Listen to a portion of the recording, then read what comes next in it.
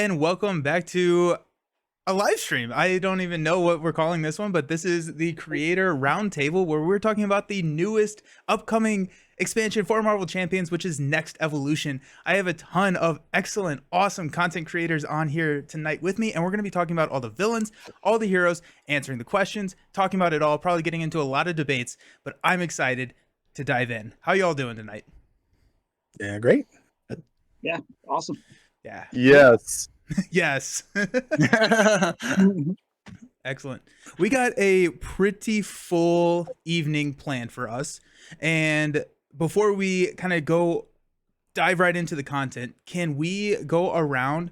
We're going to start up with Late Night Gaming up in the top left. Can we go around and can you give your name, your channel, where people can find you, all of that good stuff, and then we can start it out.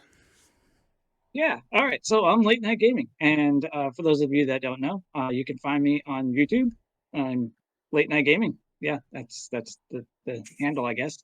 And that's it. Yeah, I play Marvel Champions. I think I played one game of Boom of Kill Force, and basically Marvel Champions the rest of the time. So yeah, I love this game. So I'm great excited. Game. Nick? Yeah, so I'm Nick, or cnspartan. Don't watch my channel if you're trying to get better at the game. I'm purely entertainment purposes only. Just to get that out of the way, right? I've been doing it for a couple of months. I love it when I get the opportunity to play with some of the other people, right? I've gotten to play with Late Night Gaming. I've gotten to play with Josh. I don't think we recorded that game though. I got to play with Brant. We did that Step in the Portal yesterday, and I've gotten to play a couple of times with Steve. And I feel like every time I get to play with some of you guys, I learn more about the game. So I think I'm more here for that than to create content, honestly. Well, we're happy to have you. What's up, Jason? Hey everyone. All right, D20 Woodworking. Just search D20 Woodworking on your favorite social media platform. I'm here to just stir the pot and interject Valkyrie as much as possible. That's it. So, and I didn't do my homework, so I'm gonna guess what some things are all about. So yay. Brant wants to call us the Sinister 7, so I think we're good with that. I like that. Yeah, that's solid. I like it. DescryGaming, how's it going? Hey, hi everyone. I'm DescryGaming. You can find me on YouTube, just DescryGaming, one word. And I do a lot of Let's Plays. I'm starting to do some guides. And yeah, I like hard games. I like a bunch of games, but I'm here tonight to kind of discuss about this new expansion coming our way. And I'm very excited about it. And I'm interested to see what we all have to think about it. Awesome. And Josh, we have a special request from BB in the chat for you to start us out on a 10,000 word reply why it's a crying shame the cycle is not centered around Daredevil. Oh, cool. No pressure. No pressure. I'm just going to blow right past that and say that I'm Josh from Get Up in Game. I do a lot of playthroughs. I do a lot of sort of tutorial content for newer players, analysis. Well, analysis would be a strong word. Opinions about various things. Occasionally I paint my arms green and pretend I'm Drax. Just, whatever seems fun that week. Also, I really wish we were getting Daredevil. I am Nelson from Nelson All Over Cards. This is my channel. If you are watching, you know where to find me. What's up, Villain? How's it going? Hey, so if you're expecting Kennedy Hawk, as I think was advertised, not me. Surprise! I make decks. I write some things about the cards. I don't have a channel to shout out, but if you look on Marvel CDB, you'll find some of my stuff. Excellent. Yeah, just search all the top decks. All the top right. decks. All the top ones. It's great because whenever I need to find VillainTheory's links to link your decks or your description in my bios or whatever, it's just really easy because I just hit Marvel CDB and you're always on one of those left panel decks. So it's it's really easy to find you. Nelson, you should also put, I think you do, your Discord link because all of us, I think we all sort of hover around in your Discord, Living Card Games Discord. So if you guys, the viewers, if you join it, you can talk to any of us on there. Yep. Yes. Yeah, so that will be in the description of the YouTube video, or if you're watching on Twitch, it'll pop up. The bot randomly sends it out. So join. Excited to have you all. Also, Brant says that Villain gets the Earth's Mightiest Hero Award for being up so late, because it is a little bit later where Villain's at than where we are. So There's many always late somewhere in the world. That's true. Okay, so let's just dive into it. We got a lot to talk about, and kind of the way that we have set this up is we have 7 creators, we have 7 people on the stream, and there are 7 things to talk about. 5 villains, 2 heroes. We're going to talk about the villains and the heroes. Each one of us is going to champion one of those discussions. We're going to start it out. Josh, what can you tell us about Morlock Siege?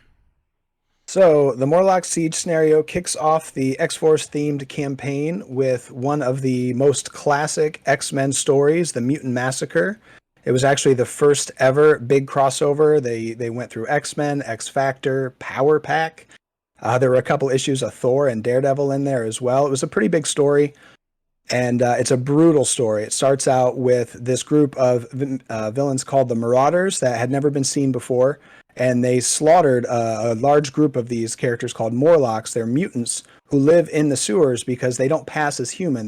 They look like mutants. They look different than just, Angel can walk around as long as he's got a trench coat on and nobody knows that Phoenix is a mutant. But the Morlocks, you can definitely tell.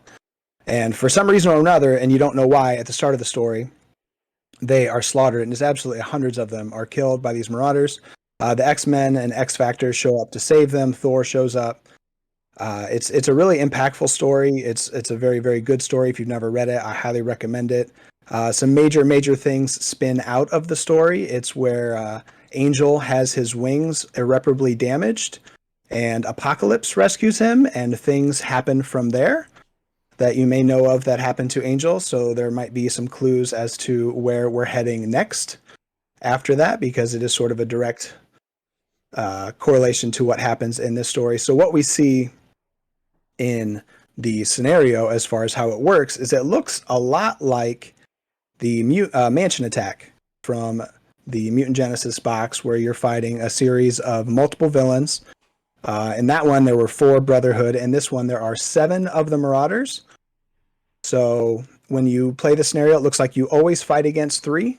According to the article, when you play the Brotherhood, you can play 2 or 3 depending on if you're playing standard or expert. Here it looks like you're always fighting 3 of them. And I'm going to let Nick talk about what they actually do. But the way they generally work is whenever one of them attacks you, they have 2 options, and you have to decide if you're going to let them do one or the other. It's kind of similar to tower defense, where you have to decide whether you're going to let the tower get damaged or you're going to let the villain get a boost. We see something similar here, but the problem is they're not attacking you. Every single player is going to have a Morlock ally in front of them. It's a, let me look it up here real quick so I have it. Give me one. There it is.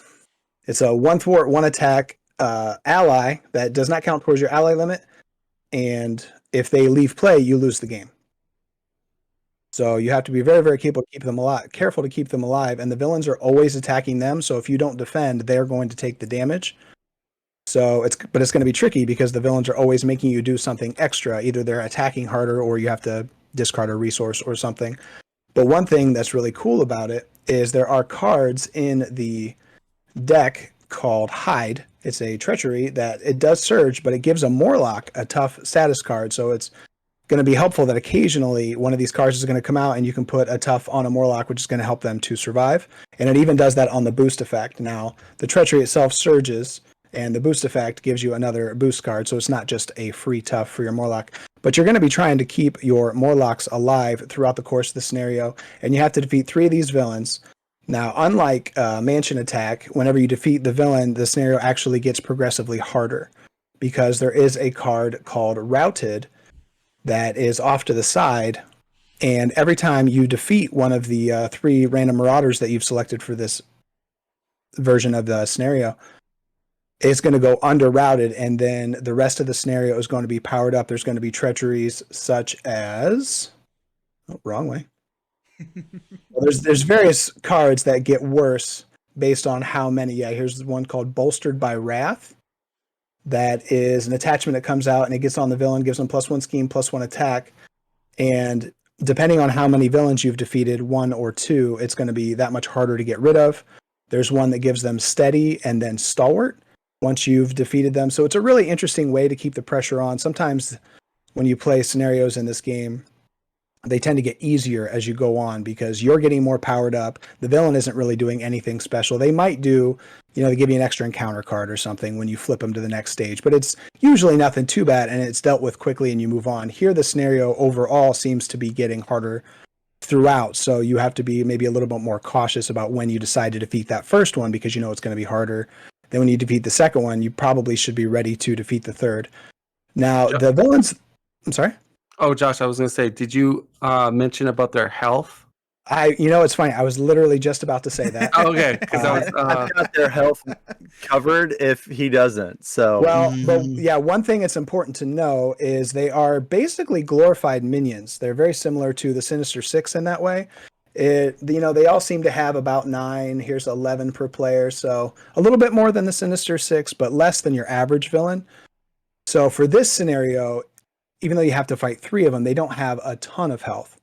So I think that's going to help, and I suspect that the effects that boost, depending on how many villains are underneath routed, is somewhat meant to compensate for the fact that they're not going to be that hard to knock out, but the effects of the scenario are getting worse as you go on. And another thing that makes this one tricky is the main scheme only goes up to 8, and there's only one. And, we've seen with villains like Rhino and some others that have a low single main scheme, that is really scary. You have to really be cognizant of that. You have to be very, very careful to always be keeping the threat low. If you're a solo player. Which is always where all of my opinions are centered. And I should have it Don't tattooed ask on my Brent. forehead. Don't ask Brent. Everything I say comes from a solo The perspective. dude plays Always. 4 players. Yeah. So... Hey, so once Josh, you what defeat is 3 of them... What is the name of that main scheme? The main scheme is Mutant Massacre, so it is named after the story. Now, the scenario is Morlock Siege, so the scenario isn't named after the story. And it does seem to be somewhat loosely based on the story. Now, as we move forward, it seems to be a combination of a couple big X-Men storylines, but because Hope Summers, who we'll be talking about very soon, had nothing to do with the Mutant Massacre, but Mr. Sinister did.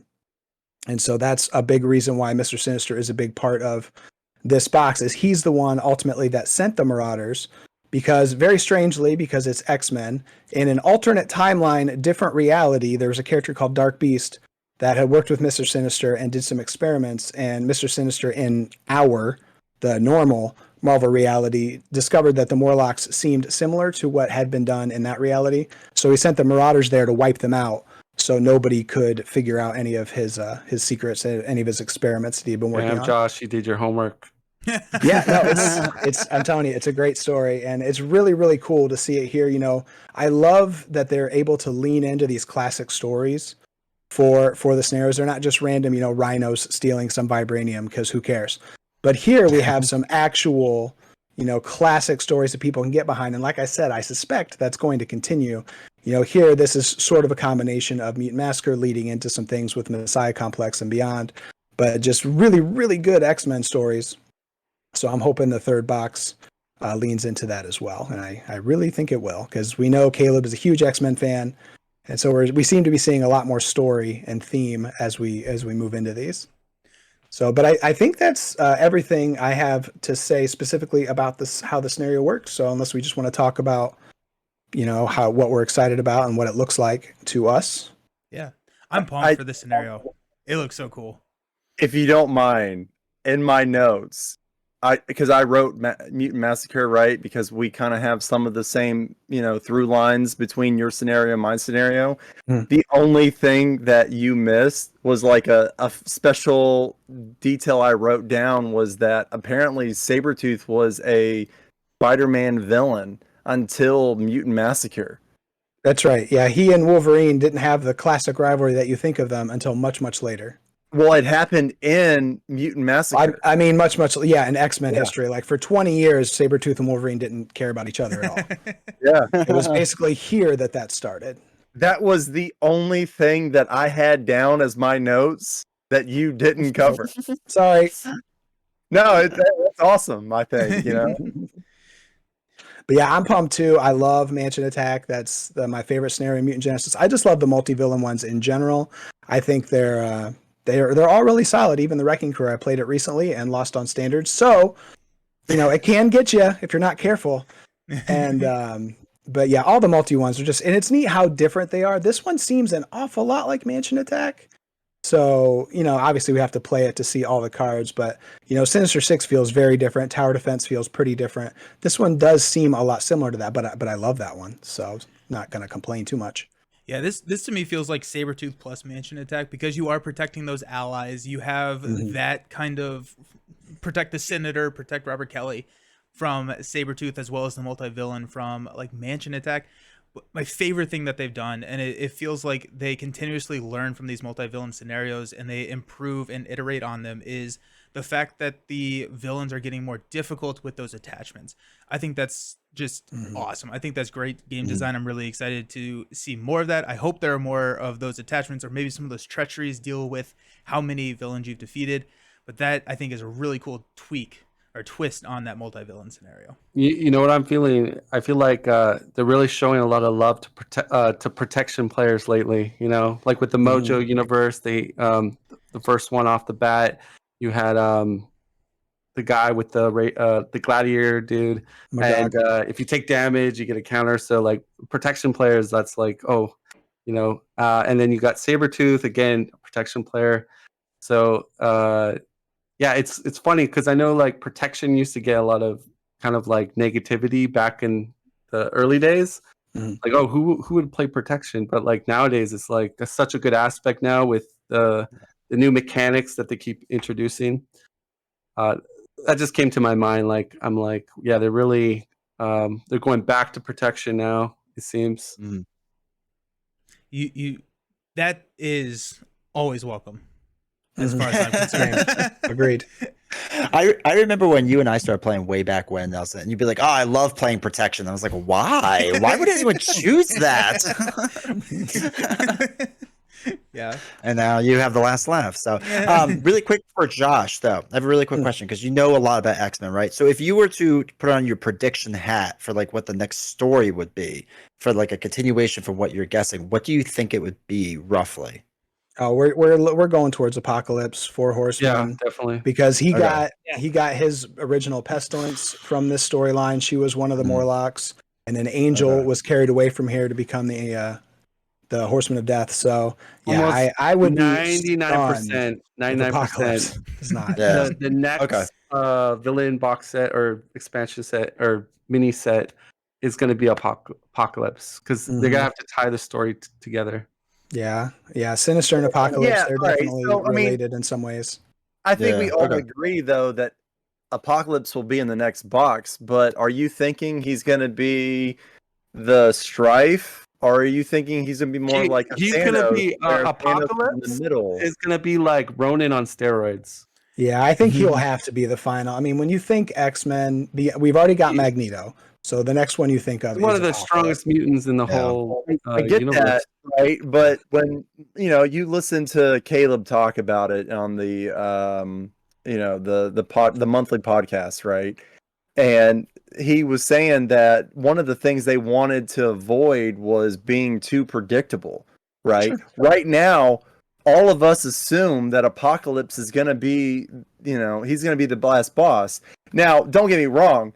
I do think Apocalypse in an X-Men box is the end-all be-all, right? So I feel like I'm playing more of a devil's advocate right now. Oh, sure. It's a good question. I would be very surprised if they don't, just because I don't know how super well received that was.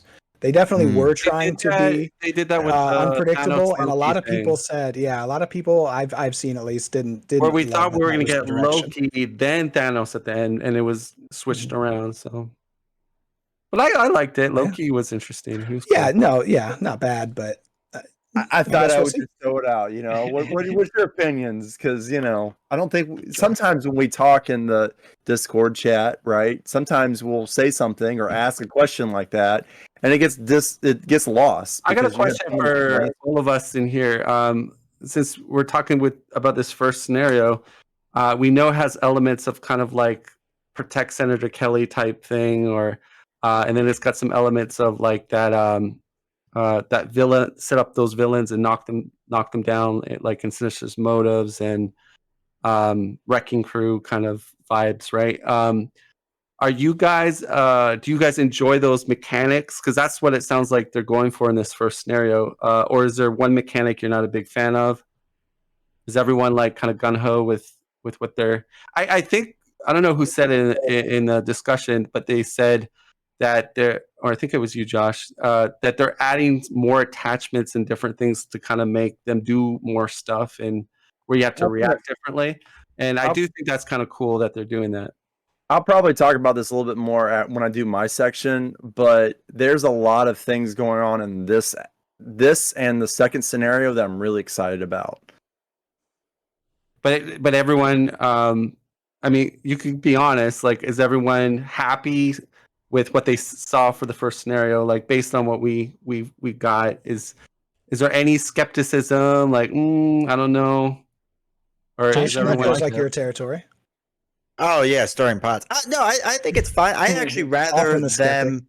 Yeah, I'd rather them do things slowly, like right instead of make these huge leaps and do like crazy character design right out of the gate, especially like a first or second scenario.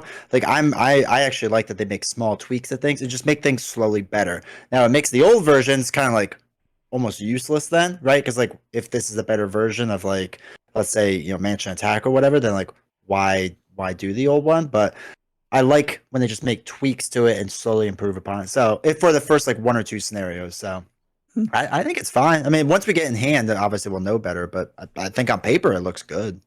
What were you saying, Villain? I was saying I actually really like the look of this first scenario. I think Sabretooth got some mixed responses. But Sinister 6 was popular, and I think this kind of has some of the best elements of both.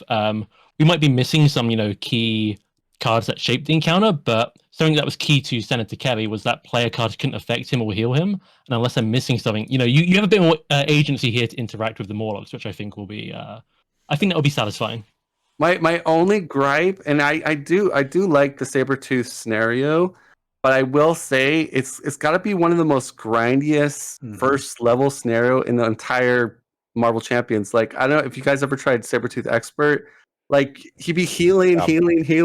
It's like I think I soloed it. It took me 2 hours almost. Like I've never faced a solo game 2 hours against the starting villain of a campaign. Like, crazy. Yeah, he's a tough one. He's a grinder. He's a grinder. Yeah. Yeah. Speaking of expert, oh sorry, go ahead, Dylan. No, I was just gonna say I think either you rush Sabretooth or you're gonna be there a long time. Yeah, gotta rush him. Speaking of expert, there was one other thing I forgot to mention about the routed card. It shows it here. It tells you that after a villain is defeated, you put it under there, and then it has the same mechanic as Mansion Attack, where it looks like we're going to be getting a Marauders encounter set as well. They're going to be minions, and so if one of the same minion happens to be in play as the villain, then they get discarded and the villain activates. But it says that it's standard mode only, which indicates that there's probably an expert mode version of this routed card that does something worse, has acceleration. I mean, there's not room for any icons or anything, so the text is likely different. And the other thing about that is that's usually a campaign thing. Like, that's referring to the standard campaign, I believe. If you look at the public outcry from Sinister Motives, where it says standard mode, expert mode, that's referring to the campaign. But this is baked into the scenario, even if you play it outside of the campaign. So I don't know if that's referring to the standard mode of the villain or if you play them on expert. What do you guys? What's your predictions far as the campaign rules that they might implement? Do you think they're gonna, because it's been through the lifespan, it's either been they've gone really into the rule set for campaign and even have a market, or then you just get a card, and then like in the X-Men. We had you pick like a title and you get to dabble in another aspect. The only thing I can assume is that for maybe the first, definitely the second, you're not going to be able to play, you're not going to be allowed to play the Hope scenario or the modular set. right? I think in the scenarios 3, 4, and 5, you'll be able to play her, especially in 5, right? Because the villain's scenario mentions her specifically. But I definitely think in 2, possibly 3, I know there's supposed to be some you're not allowed to play her in, and I 2, maybe 1, you're not going to be allowed to. Yeah, that's a really good question. I hadn't considered what the campaign elements would look like because I rarely actually play through the campaign. So it had never even occurred to me until this moment to wonder. So now I'm very curious. I mean, because I think they're cool. I just, Josh, attention span. I always want to move on to something else. because when they first came with Red Skull, the first campaign, they kind of made the rules and everything like super advantageous to the players. They got those super upgrades that were like crazy, and then there wasn't too much negative things. Just that you would have to like get was it acceleration token or something to get full health or whatever. Yeah, there were a few things the villains would get built up because of what happened earlier. So I mean that was very simple, but they made it super great for the players, like almost too good. And then they went from that to like the worst, like frustrating campaign rules with Galaxy's Most Wanted, where you had those freaking side schemes that were nasty and they had like a billion thread on it. And then, but it seems like they're kind of learning from different. I think they need to have a balance with it. Like obviously we like candy and stuff in the campaign, but if they give us too much of it, it then becomes like almost like it defeats some of that structure that they have for the scenarios, right? Because I was saying on one of my videos I said like playing Red Skull in the campaign, he's like 10 times, or I wouldn't say 10 times easier, but he's like probably double times easier because you get those upgrades. Whereas if you just play him on skirmish, he's a lot harder. But it's funny when we're talking about the rule set, what could they do with it? I guess we're just guessing at this point, but based on X-Men, they'll probably maybe look to see what people liked in that and then maybe sprinkle it into this one. Maybe, I don't know. I think go ahead, Dylan. Okay. I think what's interesting about the campaigns we've had so far is I think they've had almost like a leapfrog system where they've had 2 lead designers and one focuses on one and one focuses on another box. And I think that's why we've seen some different approaches in some ways. I think it's been said that Boggs, who was the one of the previous designers who is now left there, I think he started off this box. He got it started. That's what we've had on like podcast and all mentions here and there. And I think he did Galaxy's Most Wanted and Sinister Motives. So things like the market, the the campaign tracker, things are a little bit more involved. Maybe different pros and cons. Maybe it takes a bit more effort, but you've got more choice. So more outcomes. So if he started this box, I might be inclined to think we'll see something a bit more like that. But I think these villains look quite unique as they are. So I think it'd be somewhere in the style of Galaxy's Most Wanted or Sinister Motives, but maybe a little bit toned down. Yeah, probably. That's good. Good. It's great because I really enjoyed the market and I really enjoyed that reputation track, the campaign track, because I thought both of those were really, really well implemented. But I never get to use the market anymore because I never play Galaxies. So I would like to see something like that and just giving us a little bit more freedom of choice where like we had a little bit of that. We could pick a support and an upgrade from our associated class or role or whatever it was in Mutant, and that's cool. Sinister had a track where we got to get different benefits, but also the villains got stronger, and I thought that was a good balance to what you were saying, DescryGaming, where in Red Skull it feels like you just steamroll if you're playing campaign versus a skirmish game, whereas I think they kind of fixed that a little bit in Sinister, where now you get all these cool toys or candy, like you said, but the villains also get that because you're becoming more of a threat. And so I'm hoping that we get it does feel like they're learning, they're getting better. And so I'm excited to see where it goes. What I would say about that is like you take a X-Men Genesis, Mutant Genesis. I think they did that nicely because they gave you like kind of this you pick a class, but then you can splash it to get like a upgrade or an event with that class, and that's very powerful, very powerful. but they also introduced future past, which is a nasty modular, like especially if you didn't really nail them all out going forward to Magneto. Then Magneto is freaking hard. Like, but yeah, I can imagine like Villain Theories saying it's. I mean, if Boggs had some development in it, we'll probably see some of his more intricate stuff. But then it's probably.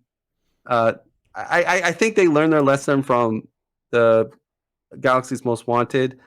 And I don't think I think they're very careful now not to make it too like they want to make the game fun. So it's finding that kind of balance, that midpoint, like where people aren't frustrated or that. Yeah. Yeah. I think something else, that maybe Boggs started this or had a hand in this, but I think Tony, the new one of the new developers on it, designers, I think he's the one who's sort of doing the majority of this, and I think he was also doing the majority on Mojo Mania. So I wonder if we'll see some kind of inspiration from those campaign rewards. I liked Mojo. I thought the getting a So good. support or upgrade at the expense of threat at the beginning of scenarios. I thought that was a really cool way to balance that, and not over the top like you want to see in like a big box campaign, but in that scenario pack it felt rewarding, and I do hope that they build from that, because I thought that was a really cool like risk reward decision. But Mojo Mania felt like it was really easy, right? I trying to keep track of how many standards required and all. You're a that better stuff. player than Hard work. Yeah. You mean the campaign was easy? Like it was simple? No, I mean, Or the scenarios I'm talking about themselves? keeping track of your rewards in Mojo Mania. Oh, yeah. The campaign itself was And- simple. I thought you said the whole campaign was like No, simple. that's like, not what I meant. I'm talking about like think of Mojo Mania and then think of like your Sinister Motives. Which one's Yeah. easier to actually go through an entire campaign of? Like Yeah, of the okay. record keeping. That's what I mean. Well, Right. I think one thing we can guess about how the campaign's going to work is they try to tie it into the theme at least a little bit. X-Men, the reason it was roles is because, they're very team oriented. Yeah. Everybody's got a spot on the team. So if it's going to be themed for the X-Force, I'm guessing it's going to have something to do with you're just allowed to murder the next villain before you even fight them. Because that's kind of what the X-Force does. Oh my gosh. Okay, so Just I'm gonna flip move us. scenario 2, they're dead. Yep. Love that campaign rule. I'm going to move us along to potentially murdering the next villain. Nick, can you talk us about On the Run, which is our second scenario in the box? All right, so Josh and I kind of talked about this a little bit before we started this stream, that I would cover the villains. So just bear with me for a second. From the research I was able to do, you got Harpoon, who has 0 scheme, and we're not sure what the attack is. We're also not sure of what their actual card does. Riptide, 1 scheme, not sure of the attack, not sure what they actually do. Then you've got Chimera, who has 11 health, 1 scheme, 1 attack, and you would spend either a mental resource or you take 2 additional damage for an attack. Grey Crow, 3 health, 2 scheme, 2 attack, and you have to discard the highest cost card. Or you take X, which is the cost of your highest cost card. Blockbuster, which is 11 health, 0 scheme, 2 attack. You give him a tough, or you give him +2 attack. Vertigo, 9 health, 2 scheme, 0 attack. You stun a character, or you give them +2 attack. Arc Light, 10 health, 1 scheme, 1 attack. You confuse a character, you give them +2 attack. All right, I'm sorry. I just wanted to make sure I went through all of that so that we've gone through it during the stream. I kind of wanted to talk about this during Josh's segment, but I didn't want to blow my load kind of thing. I'm really excited about these kind of the first 2 scenarios. I think that there is a potential that they could completely change the way the game is set up, similar to like Final Girl or even Marvel Legendary, right? And Marvel Legendary, you've got your villains and you've got what they're trying to accomplish.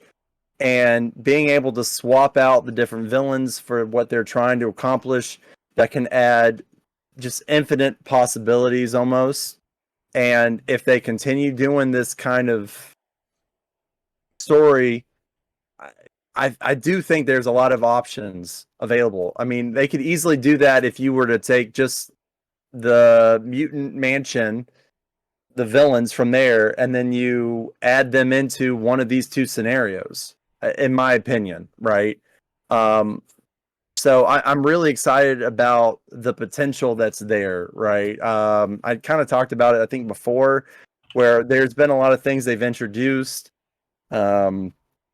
You've got Black Widow with her what's that called? Preparations. I did skip my mind. Then you've got Cyclops with his tactic decks, and now they're introducing Cable with his side schemes, right? Those kinds of things, they really interest me. I would just like to see them kind of introduce some more of those cards. And I'm not saying that they give us a box and now we're getting 4 or 5 different, for Cable, 4 side schemes for each aspect. I would just like to see one in one of the aspects. Just there's things that they can kind of do to reintegrate. I'm sorry, I'm messing up. I agree with you.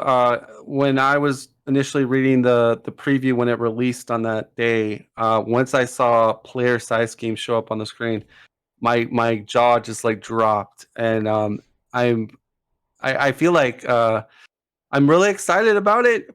There is a part of me that is a little worried that they might be too good, and I'm just hoping, like, because I love that they want to give us something new to play with mechanically.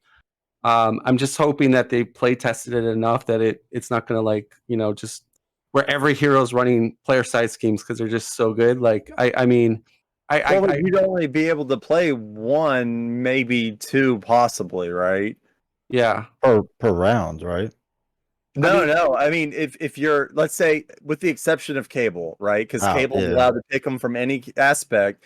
If you decide you're gonna play Miss Marvel and a Justice, maybe you're only going to be able to put 1 or 2. I don't know, right? We're just guessing here, but you'd only be able to put so many into your deck. And if everybody, if you're Brant and you guys are doing something absolutely bonkers, and everybody's playing Justice, maybe everyone has 1 Justice card essentially, or 1 side scheme card essentially. But if you're playing a 4-player game, maybe you've got 4 or 5. I'm guessing side schemes, but then you've got tactics, you've got preparation cards. I do kind of want to see more of those later down the line, but I can understand why someone would say no, we shouldn't do that. That's just my little like for me right now, based on what I know of the expansion, the player size game mechanic I'm the most excited for out of everything. Even the hero, like, to me, it just I love deck building. I'm a very at my core deck building. This is why I love this game so much. I just love deck building. But so when you introduce something totally mechanically different, and player size games is quite different. Like it does change a lot of how your deck might play now. But like I said, my only fear is that maybe they made 1 or I just hope they didn't like make them too good in a sense. Like, if that makes any sense. Like Doctor Strange. I don't want us to have this new mechanic that's like Doctor Strange power. I want it to be like, coincide with all the other power creeps that we have in the game. So what's the I thing think with that I kind of agree with you on that aspect, but at the same time, like, you can see my excitement for it because we're talking about side schemes, and I'm supposed to be talking about a villain. oh, I thought side schemes was your thing. Okay, sorry. No. I was like, how did we get here? So whoever's got the player side schemes, we apologize. I guess we're kind of I got a lot to talk about. Don't you worry. Don't you worry. Before D20 got into the stream, I think we talked that I was supposed to be the agent of chaos. So I mean that's probably how we got here. So again, my thing is they've introduced something where you can have different villains and different schemes, and I do want to see that. I would like to see more of that, right? I mean, you could easily do that with a bunch of different villains. I kind of blindsided now, but I mean, essentially, if they had redone the mansion, right? So that way it was more similar to this. You could essentially take the villains from the mansion and put them in this. And I would love to see more of that kind of thing, right? Especially where, the Marvel property in itself, there's so many different villains that I would love to be able to see in this game that I don't think you could necessarily make an entire villain scenario for. So this is a great way to kind of do something like that, I think. You know what they might do? Like if player side schemes is like a big hit and everyone loves it in the community, they're gonna come out with villain side schemes, like their personal like questing side scheme, and then when they blow it up, like just like all hell hits the table, like. Well, what I would like to see is either something like this. Basically, you have a villain modular, right, where you either have 7 different villains that you can kind of swap out, or you can have a villain that you kind of put their kind of thing in. And if I could just break this down super quick, you've got someone talking about Mr. Sinister later, right? And they've got their own cards that are Mr. Sinister, but then you also have things that are similar to whatever the scheme they're trying to accomplish. I think that would be a way to kind of keep the game going.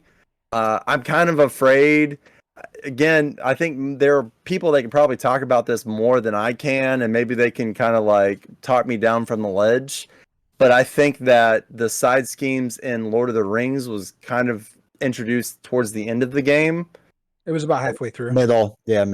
Okay. So, does that mean we're in the middle of the Marvel Champions? Are we at the end? No, I think Not it's end. just more that they're learning from, they knew that it was a big hit there, and they got him in when they could. Yeah, I'm sorry. They brought him in pretty soon. So we always talk about it in the Discord chat that the game is dead. So that's my mistake. I will say really quick though, with Lord of the Rings, if we're tying this in, like in Lord of the Rings, they were kind of like weak, and a lot of people didn't like them in the beginning when they first came out, and I think they learned from that, right? So like I have a lot more faith going into these side schemes that I think they might be a little too powerful, and we can get into all that later, but I don't think they're broken powerful. And I think they learned their lessons in Lord of the Rings of how to balance them mostly pretty well, I think. We got you on tape, Jason. That's fine. That's fine. Well, and if you look at, you've got Arkham Horror, you've got Lord of the Rings, you've got Marvel Champions, right? There's a lot of similarities between all of them. I think Marvel Champions is probably, you could kind of look back at Arkham Horror and Lord of the Rings and, okay, what went wrong here? What did we do right here? And how do we implement this in the third game, right? Mm-hmm. So there's those kinds of things. I don't know. Are people interested in me telling the story behind this stuff? I've kind of gone off the track and gone into. Well, I was going to ask. I stepped away for a minute. Did we already talk about Morlock, the second scenario? Yeah. Or no, I haven't missed that. Oh, fantastic! I'm so glad. Okay, just double checking. All right, so I can go into. So first off, in the mutant or Messiah complex, right? You had the Marauders. They were sent after the first baby. That was born after M-Day, and in the comic, Cable was the one that went after them. Now, this seems a little different because in this scenario, the Marauders have almost a preteen-ish, teen, maybe 20s Hope, and again, the baby Hope, she wasn't even given her name until after her foster mother had passed away. But there are a lot of kind of similarities from the Messiah complex storyline and this. They don't have the purifiers, right? Because when the baby was born, you had the Purifiers and you had the Marauders trying to destroy the entire town. I don't care. I don't know. Do people want to hear more of the storyline of the actual comics, or I don't know. So I think the that's villain, the general gist of it is you're trying to rescue Hope, similar to how Cable did. But yeah, it's definitely a different take a little bit. Like you said, she's grown up. yeah, but I mean, and that's kind of what I got out of this box. I mean, again, as you kind of mentioned earlier, you've got the Mutant Massacre as the first scenario. Maybe this scenario is more of like the Messiah complex, and then you've Messiah got War, yeah, Second Coming, all that stuff. Messiah War, Second Coming. Messiah War is definitely the end of the box, in my opinion, but we can get to that later.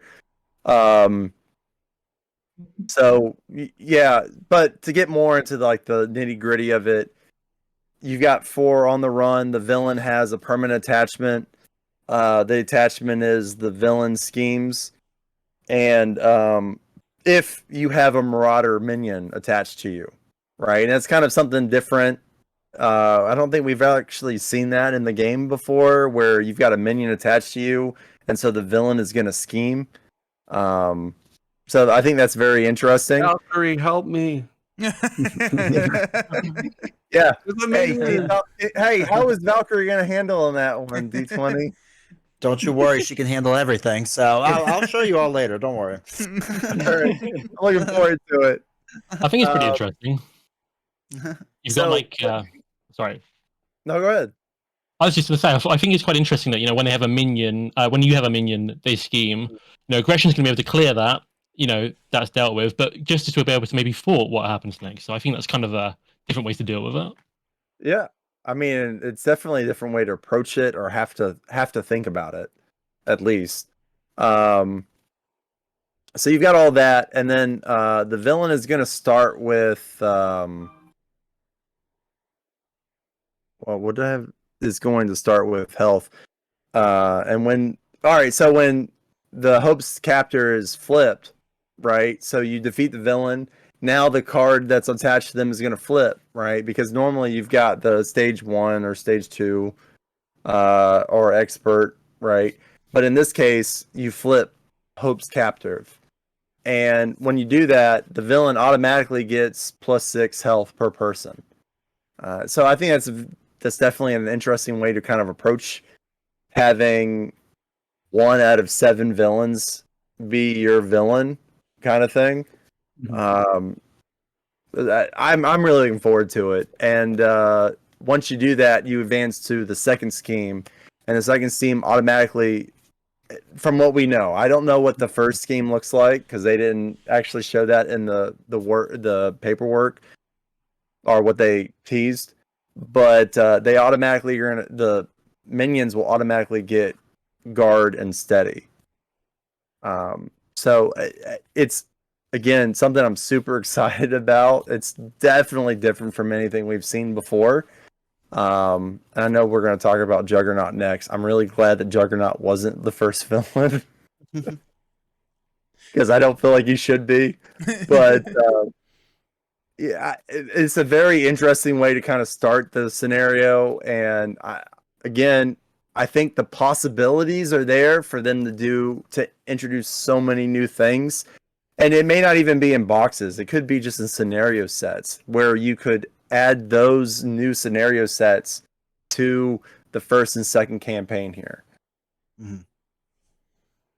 Yeah, it's really interesting that we're getting basically a villain set of Marauders and then presumably a minion, encounter set, which we didn't see any of, so we don't know how bad they are. But having, steady and guard probably isn't going to be great. So I think it's going to be tough. I think they're going to be, we've seen like the Sinister Assault minion versions of the Sinister 6. They're pretty nasty. So Yeah. I think we're going to see them here be bad as well. As we say in the military, easy day. Well, it is only the second scenario, so it's probably not too bad, but that doesn't always hold true. We've had the Brotherhood that were kind of like they weren't too bad when you compared them to the villain version. So we'll see. Mm-hmm. Yeah. Sorry, I don't mean to just keep being the one who always talks, but it's kind of me as a human. And I You absolutely love this always Hope's are. Captor. I know, I'm sorry. This Hope's Captor mechanic is so cool because you do have these 7 different villains, and it's just a way to sort of make. You've probably said something similar to this, but you could just take any minion basically and turn them into a villain because this just gives them boosted stats when you flip them. It gives them 6 Yeah. more health. It's just such. It's like, here's the Marvel formula in one card. Here's how we make a villain go from stage 1 to stage 2. It's Hope's Captor. That's what we do every time. Now we just printed it on a card. I really hope they kind of investigate, or they keep going down this kind of they keep going down this avenue, right? I mean, I would love to see something more like Final Girl or Legendary, right? Where you've got your villain, but you also have what they're actually trying to accomplish. And I think that would just be absolutely amazing, right? Because you think about it, okay, if you go through the comics, Rhino wasn't always going through banks, right? There were other things that Rhino did.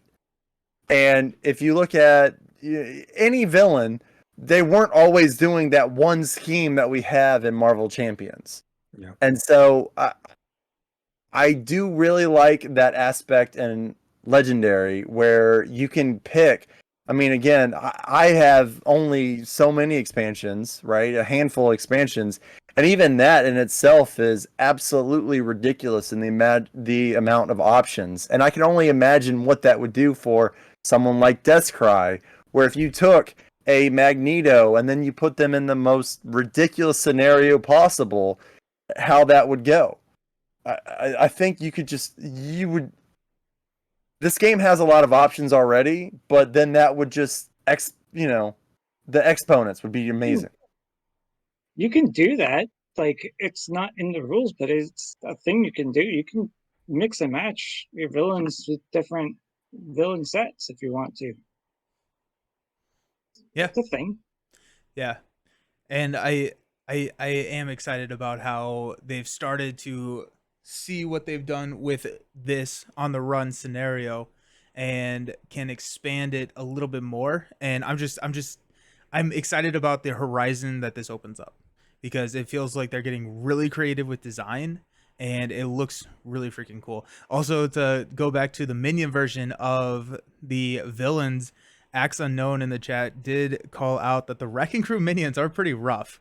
So I would be happy to see a pretty rough minions or a modular set where the Marauder minions are not pushovers.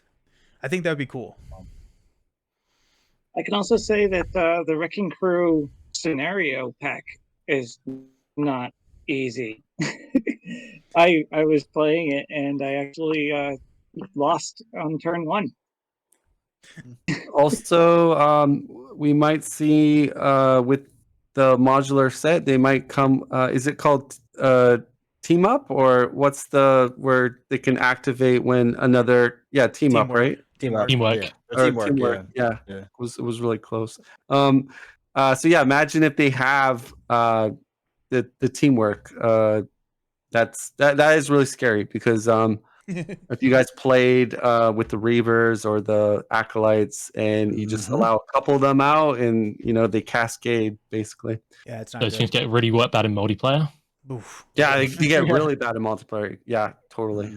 But that's a mechanic I really love. I'm glad that they introduced that kind of thing. Well, you know what's cool about it, because I think some of the really powerful deck types that were emerging like lately were like the Thor party deck, and Spider-Ham just have a bunch of minions on him getting all these resources. But with the teamwork mechanic now, that could actually just end you. Like you got to be careful. You can't just Party Thor's got to be a little more careful when he's playing with the team up minions, because he can have his little party, but that could actually end him. Yeah. So Another thing that's cool about that. Sorry. I was just gonna say is that I don't know if they did that intentionally. Like they're like, oh, like we're starting to see all these powerful decks and they're abusing minions. So let's throw them teamwork. See how they handle that. That'd be funny though if they actually responded to that, because I know a lot of people. I mean, if you play Marvel Champions a lot and you're into different decks and stuff, there is a deck type that kind of uses minions as like a way to boost your economy and control the villain a bit. Yeah, the deck expert can tell you all about it. Yeah, VillainTheory. Yeah, Bring It is a good card. Yeah, very good card. Yes. Well, I can tell you they definitely do pay attention to the meta and counteract it, as we've seen it in Lord of the Rings for sure. Yes. And I think when they released Doctor Strange, and you know how they came out with like the next campaign, they had every villain have piercing. So it was almost like they're trying to correct the Doctor Strange like tough mechanic that, like, okay, let's throw piercing on everybody. Okay, there, Doctor Strange isn't too bad. And so maybe this is more of a new player. I just hate when they introduce something and they leave something on the floor, right? I mean, you know, you look at Black Panther and he's got the king and he's got the Wakanda traits. There's nothing to do with that. I think a lot of times it's just there for theme. It might be, but that infuriates Oh, me. there was an interview with, I don't know if it was Caleb or Boggs or both of them. They were asked about that, not specifically about Black Panther, but the traits. And they said sometimes, yes, they have plans to utilize that trait, but then others, they said they leave the door open. They put it there in case, you know, in the future they go, oh yeah, maybe we could do that, because they were asking them stuff like, you know, regarding your question, like, was that kind of planned or that? So it's a little bit of like 50-50 kind of. Yeah, I know. I just hate when they leave stuff. It feels like it's on the cutting floor, and I've mentioned that multiple times, probably in the last half hour. Right? You've got tactics with Cyclops. You've got the preparations with Black Widow. I feel like the next one's gonna be with Cable. The side schemes, right? If they only give us these side schemes, you know, that's something that they've left on the floor. I feel like they could give us more, right? I mean, I feel like this was also said when Thor with Asgard, though, and then the GOAT came along, Valkyrie, and she gave us more Asgard cards. But like seriously, like at the time, like everyone's like, "Why aren't you supporting Thor and Asgard more? Why aren't you? And they finally did, and there wasn't a ton, but they do it. I mean, I think they, like it was said before, they just leave the door open because they just want to do it touch in the future. Sure, but like look at Hulk. I mean, you know, I'm gonna throw it out there because my boy on the Discord channel, every single day he complains about how Hulk has been built, and he's too good. Yeah. But you know, we don't ever get any Gamma cards. Speaking of Hulk, Living card game. We'll get there eventually. Yeah. I was gonna say, mentioning Hulk, he's actually fairly well suited towards Stryfe, but I'll wait when we talk about Stryfe. That's my person. And one thing I wanted to say about this scenario real quick, and this will be the last thing I want to say, is, you know, they made 7 villains and then they used them for the first 2 scenarios. That's brilliant design. You know, they really only had to design 1 villain for 2 scenarios. So if this goes over well, you know, maybe next box, Apocalypse is just the villain in all 5 scenarios. Just make one and you're done. That would be crazy. No, I don't think they would do something like that, but I do think maybe they could do something similar where you've got the things of Apocalypse. 4 Horsemen of Apocalypse, right? You could do 2 scenarios with the 4 Horsemen of Apocalypse, right? Where in the first scenario, you've got to defeat maybe 2, and then the next one, you've got to defeat 1. But guess what? You can also take those 4 horsemen, and you can put them in the first 2 scenario of the next evolution. And you can take the 7 villains. You're really on this, aren't you? You can put them in the 2. That's what I want to see. I want to see more things like that. Nice. I think Nelson wants to see the Juggernaut. I want to talk about Juggernaut because Juggernaut looks insane. Let's talk about. You know what? Why don't we just go ahead and surpass Juggernaut? Let's go to the next guy. No. Let's talk about Juggernaut. As I learned before when we were setting up the stream, I can apparently just turn people's videos off. And I spent about 5 minutes troubleshooting why I could not see Descry, and apparently I just turned his video off before the stream started. So, no. So So are you saying that we're gonna talk about Juggernaut, is what I'm saying. we're gonna miss cnspartan soon? Is that what we're saying? Oh my goodness. So Juggernaut is the the 6'10", 900-pound, just insane beast. So his name is Kane. He's actually, and Josh, I have not read the comments. I do not know a lot of X-Men lore, or anyone out there that does. Please correct me if I say anything wrong in the information that I'm providing. But he is Professor X's stepbrother and kind of grew up bullying him in the childhood. And he ended up deserting the army when he was in Korea, and he found a large ruby powered by is it Sidorak? Am I saying that correctly? Sure. Yeah. Sure. Cool. Which basically transformed him into the Juggernaut that we all know and love today. He's And not a mutant. He's not a mutant. Oh yeah. No. Okay. No. Yeah. No. He gets his power from that crystal thing. Yeah. Interesting. Yeah. And so his He is powers. the avatar of He's Sidorak. mystic. He's virtually invulnerable. He's superhuman strength, and basically has this helmet that protects him, and that's kind of the core going into Marvel Champions. But before I talk about the mechanics, anything else lore wise from Juggernaut that anyone wants to throw in? Yes. So when he starts moving in a direction, he cannot stop until he meets an equal force. I love that. That's amazing. That's awesome. No, but you, That has some other than implications. that, you pretty much hit it. I mean, that was pretty good. Excellent. Sometimes he moonlights as a good guy, believe it or not. There's not Yeah, I many saw it was like people World War can Hulk. stop the Juggernaut. Yeah, he's Yeah. not always a villain. He's actually been a pretty cool dude from time to time. Probably So- not here though. Probably not here. No, definitely not here. I mean, he looks tough. He's starting out with a 1-2 scheme on stage, or 1 scheme 2 attack on stage 1 with 18 hit points on stage 1. So he's gonna take a little bit of time to get through. And he gets these momentum counters, and you start with one of them on Juggernaut, and every momentum counter gives him +1 attack. Now, what gets even crazier is the helmet gives him stalwart and overkill, which seems okay. How does your helmet give you overkill? I'm just Because curious about that. because he has not met a force he can't yet. stop until he meets an equal force. Exactly. Okay, Yeah. okay. And you can spend 3 resources, and I'm multitasking here to put up all of the different cards. You can spend 3 resources to flip him over, 3 of the same resources to flip his helmet over to his exposed side, where he takes 1 extra damage from cards with a printed mental icon, which I think is a really That's cool cool. mechanic. That's a cool. really cool mechanic. And also Hope Summers, who you get to play with, has a printed mental Can, icon. can we just say, like, hopefully Wasp is playing with you? You know, Wasp has so much genius in her deck. Oh yeah, Mhm. yeah. It's really gonna influence the deck building for the specific scenario, which is something I really like in Lord of the Rings, and it feels like we're starting to get more of that in Marvel Champions now, where you can't necessarily take the same deck up against different scenarios. You kind of have to tech against the scenario a little bit, and I'm excited for what that does. But and then if he schemes, I'm gonna just read the card.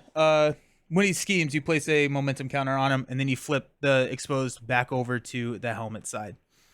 The other really cool thing is his main scheme, which I don't remember what it's called. Does anyone remember? Oh, just kidding. It's the Unstoppable Juggernaut. I found it.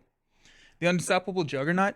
If you throw it out, it's a 1-stage scheme. Well, that's kind of what we're assuming. If you throw it out, you don't lose, which is another cool design.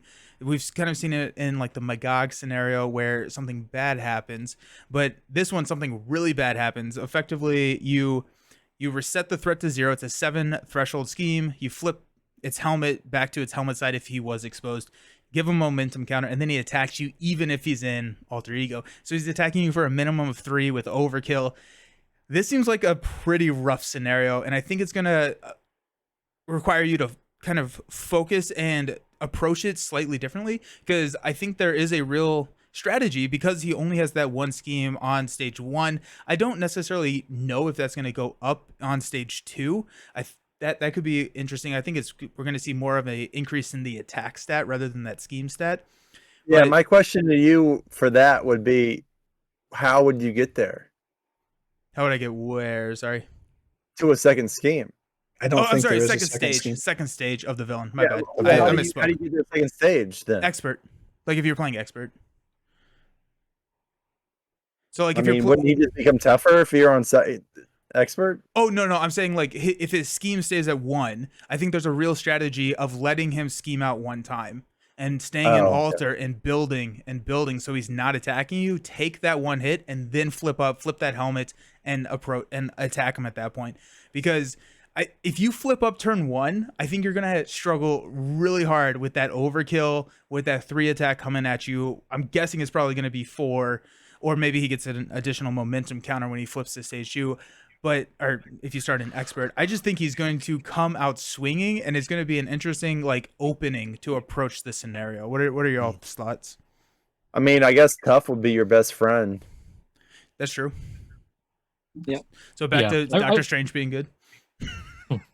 What does VillainTheory think of the Juggernaut?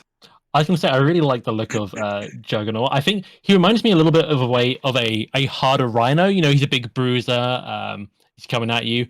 I think he looks good. I'm curious to see what they do with the momentum counters. This is just a guess, but I imagine a lot of the boost effects, maybe the encounter cards, they're all going to be, riffing off those momentum counters. I feel like that's the juggling act you're working with there. And right now, the only way we know how to remove the momentum counters is to flip the helmet card, spend the resources. So I think something you might have to watch out for is if you flip the helmet and then he's gained momentum counters, perhaps the only way you're getting that helmet on to get them off again is to let him scheme out, where he's going to attack you with all the plus attack. So I think that could be an interesting dance. Do you want to let him get the helmet on earlier so you can get the momentum counters off again? And I think could be fun. Well, if you flip him down, he loses all those momentum counters, doesn't he? But he could regain them. I feel like he's going to How? gain them from other sources. Treacheries, boost effects. With the rest of the deck, we haven't seen all of the cards that go into what Yeah, makes up the I mean, Juggernaut scenario, and it has to play. I would be shocked if he does not get momentum counters through his Correct. cards. What I like that they've done with Juggernaut is they didn't just slap on like he has stalwart, like they made it so that players can do something to then temporarily take stalwart off. And I like that sort of game design because, if you're playing someone like Spider Woman or even a character that has either stun, confuse in their toolkit, it just feels like like you feel like you accomplish something strategically. Like okay, now I can play my stun card or this card. I wasn't a huge fan of like Master Mold and Thanos just getting stalwart. I didn't mind Venom Goblin because that's his or if you play expert, that's his last level. So it's kind of like he's like powered up. He's like totally Goku'd up. But yeah, I'm not a fan of how sometimes they stamp stalwart on a villain. Yeah, and I understand Thanos is supposed to be like super badass, but it would be kind of cool if they made it a way where you could kind of do something to Thanos to temporarily for him to lose stalwart. I think it would, because I don't think people like playing against just stalwart villains unless you're playing a hero that doesn't do stun or confuse at all. Then it's whatever. But because I think stun and confuse is a big mechanic in the game, and I like steady. I like stalwart. I like those mechanics, and I'm happy they did put it in our game, but I think there should always be a tug and a pull. Like there should be ways of maybe if you do something or with resources or you get a scheme off or something, they lose it, right? And I think that's just better game design in my opinion. But I am very happy because the way you describe Juggernaut is they definitely put all these little mechanics in where you as a player can you can change the game state you know, and instead of just having Juggernaut stalwart the whole scenario, that would, you know, I was scared that they might do that. Once I saw Juggernaut when I was looking at the preview, I'm like, oh, please don't put stalwart on him, like Thanos, please. But they didn't do that. Yeah, Ladies Man said that you hit the ball out of the park with the stalwart comments there. And I agree. It is just, it's not a fun thing to do, especially when you're playing Miles, when you're playing these people that are these characters that rely around stun, confuse.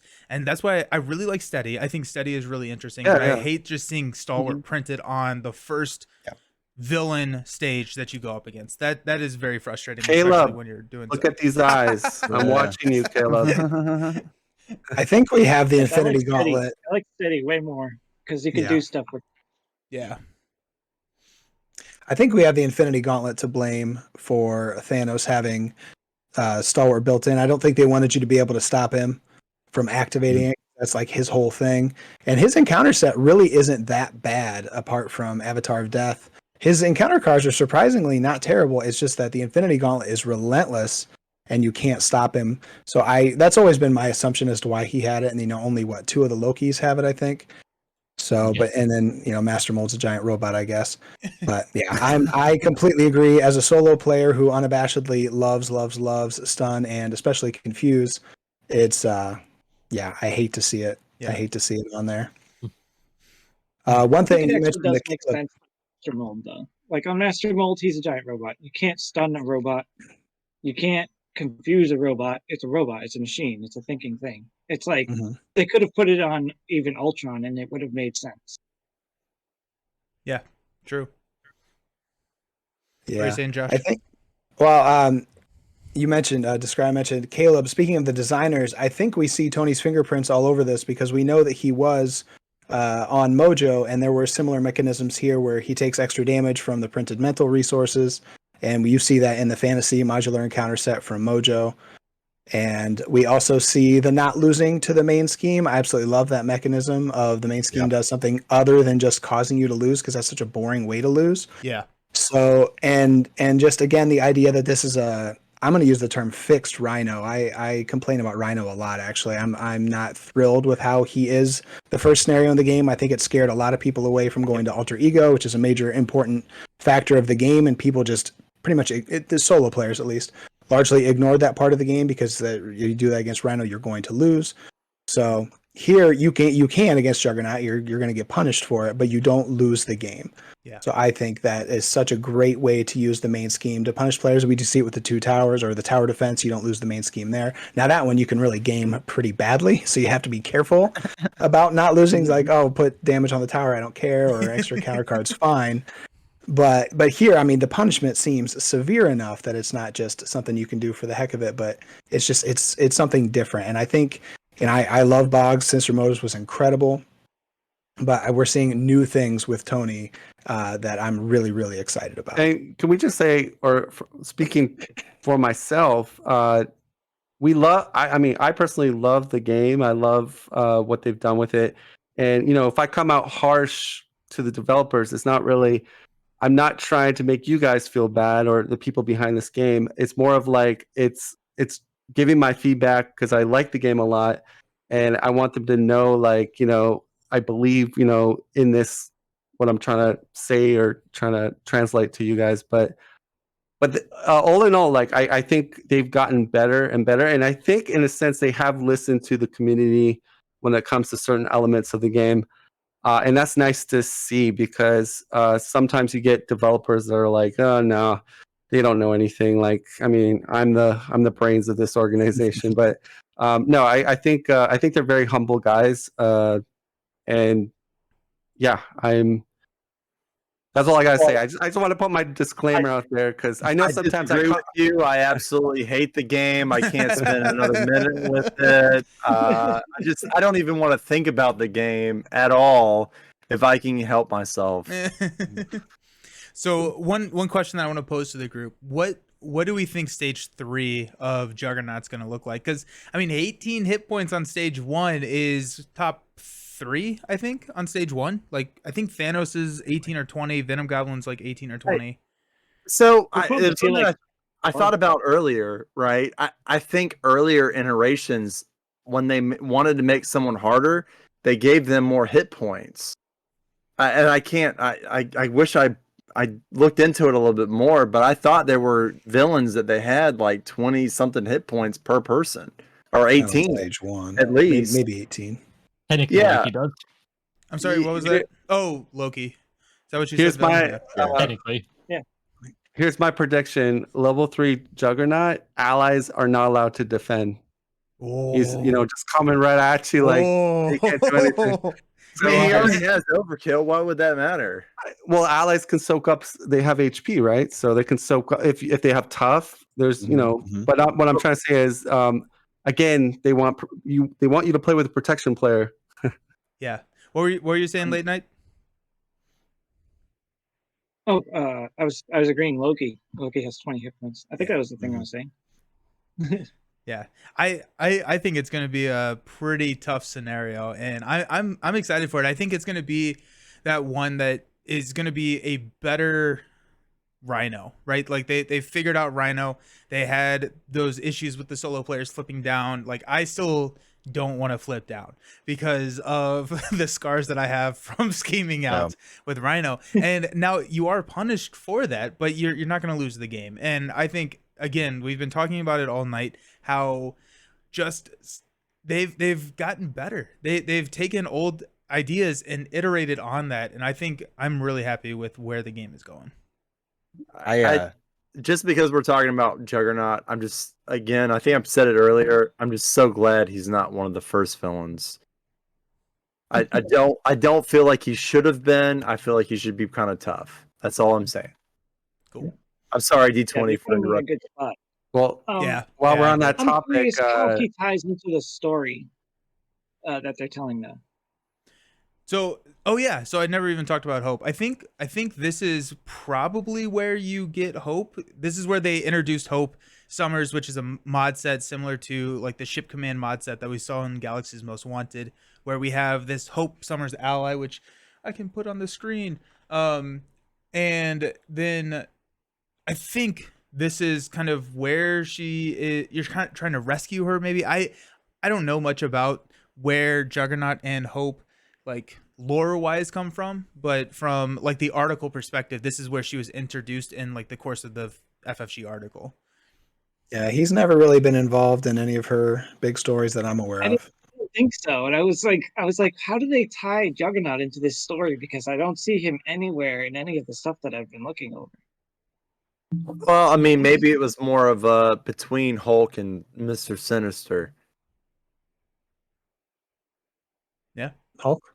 Because Mr. Sinister was the one that sent the Marauders in after Hope when she was a baby. I got a whole backstory. I'm sure they're going to explain it to us in their little comic book panel. Yeah. It And doesn't they even needed to get matter, Juggernaut really. in here somewhere. So Yeah. All right, let's talk about Mr. Sinister. So, Late Night, you want to take that one? Yes, that's me. We get to talk about Mr. Sinister. Okay, so I had caught some wind that people were saying that this one was going to be really weak and easy. And looking over the stuff, I'm like, I don't think you're looking at the same thing that I am. So before I get into that, I'll dive into a little bit of his comic book history here, because it's really interesting how he ties into everything for this whole box. So first off, he's from the 19th century. So like we're talking 1800s here. He came around. He was born, and he's a biologist. And in this time, he is researching things about mutation in the human body. His basically his, what do you call it? Somebody that you look up to or something. Mentor? Is Darwin. So his Darwinism is his ideology. So he's looking for survival of the fittest, basically. And in this whole process, he has this tragic backstory of how his son dies from a mutation, and he is like the age of 4, and that's what basically drives him over the edge and becomes Mr. Sinister. Like he just goes insane at that point. he talks to the 19th century scientists and he's like, yeah, this is what's going to happen. And they're like, you're crazy. And that's when he gets approached by none other than Apocalypse. And Apocalypse is the one that's like, hey, you should work for me. And at this time, he also starts working with the Marauders and the original, like in that time frame, Marauders. And he's like working on all this genetic stuff. That's when Apocalypse gives him basically the powers to continue his work. By Apocalypse made Mr. Sinister into a mutant. And this is after who had become pregnant again, died in childbirth, and he lost his wife child, and she says that he's nothing but Sinister, and then he adopts that name as, okay, I am Mr. Sinister. And then we skip ahead to the Mutant Massacre scenario, and that's where this box picks up. So there's like a whole lot of history for Sinister and Apocalypse. And yeah. Cool. Sounds like a pretty Am I rough diving into upbringing. too much. Yeah. So fascinating now. Carol guy says And it Sinister's makes me got a wanna lot going on. read. Okay, so Mr. Sinister in the game, they have he's got the 2 scheme, 1 attack, 14 hit points per hero. He's genius traded because he's a genius. He has a 7 attack. I figured that out by looking at the encounter card that they put up for us. I think it's really cool with this. So after a status card is placed on Mr. Sinister, place 1 threat on the main scheme. So they're working with you with your status effects, right? They're going to be like, okay, you're going to get confused. Okay, so he's going to throw a threat. You're going to stun him. He's going to throw a threat on the scheme. So yes, you can do it. It's just going to be not good by doing it. I'm sure that they're going to have more cards in his set that's also going to take things like that into account. But getting further into his scenario, basically, they went from here's Sinister to here's this modular encounter sets that you're going to be encountering. And I found that interesting also. So there's 3 5-card encounter sets, each that are giving him different benefits. So they started off with Flight. And that's a 5-card set. You attach it's attachment, it's a superpower, it's permanent, so it's never going to go away once it's on the table. And then they all have setup, which, you know, you just got to read into these things sometimes. So if it says setup, I'm assuming that at some point during setup, you're going to randomly pick one of these, and that's the one that's going to start in play. And then as you go along, you're going to unlock the other ones as the scenario gets harder. So it attaches to the villain. It doesn't go away. He'll get with Flight. He'll get +1 attack, and all of his attacks gain overkill. And this is he gets aerial also. Then he gets super strength. This is another 5-card set. Same deal. It gives him +1 attack also. And then that one, he gains the brute trait and steady. We like steady. That's better than stalwart. This does counteract his, okay, if you're going to stun me, then I'm going to put a threat out. So it's interesting there. Then he has the telepathy 5-card set, which is +1 scheme, and he'll gain psionic trait and retaliate 1. So he's getting these traits because he's pulling the genes out of the mutants. And then the final card that they gave out to us was genetic mastery, and it's a treachery that he has in his kit.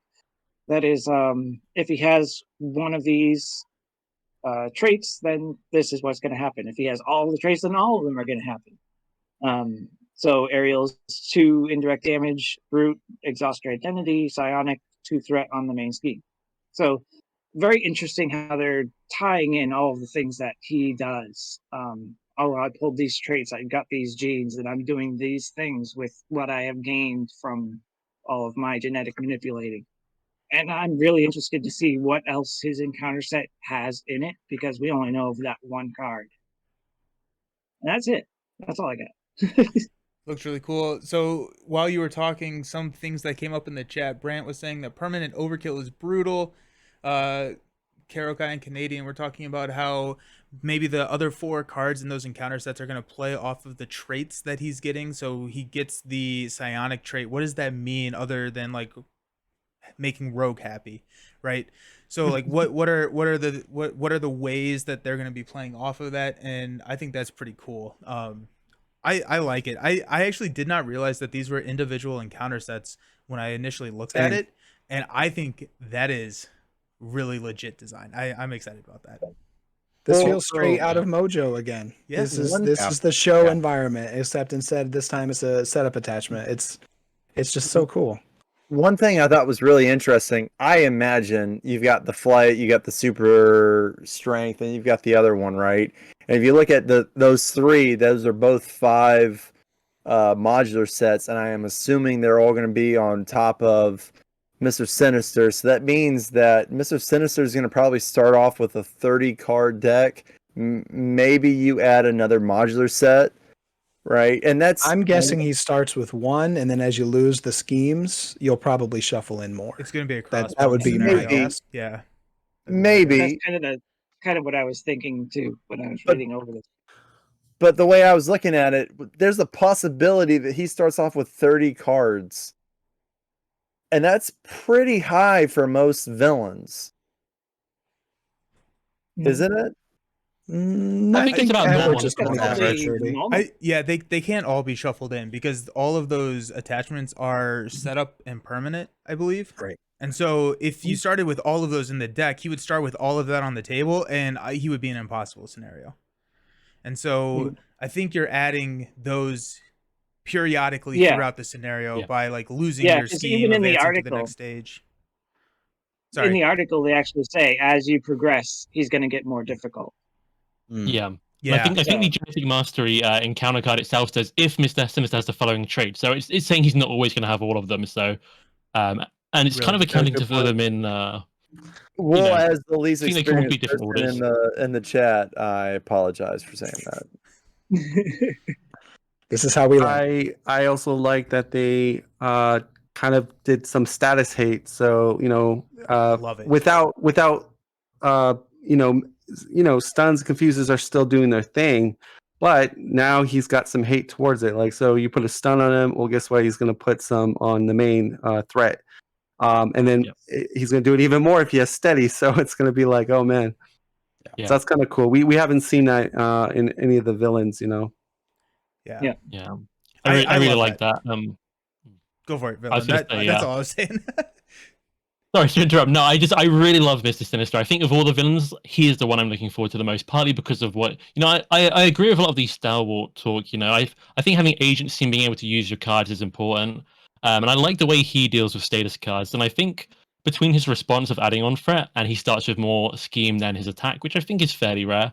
I definitely think he's going to be pushing you in the, the threat management. Juggernaut's coming at you with high HP damage. I think, and you can't really lose the main scheme. You can't lose from the game. But I think Mr. Sinister is going to challenge you there.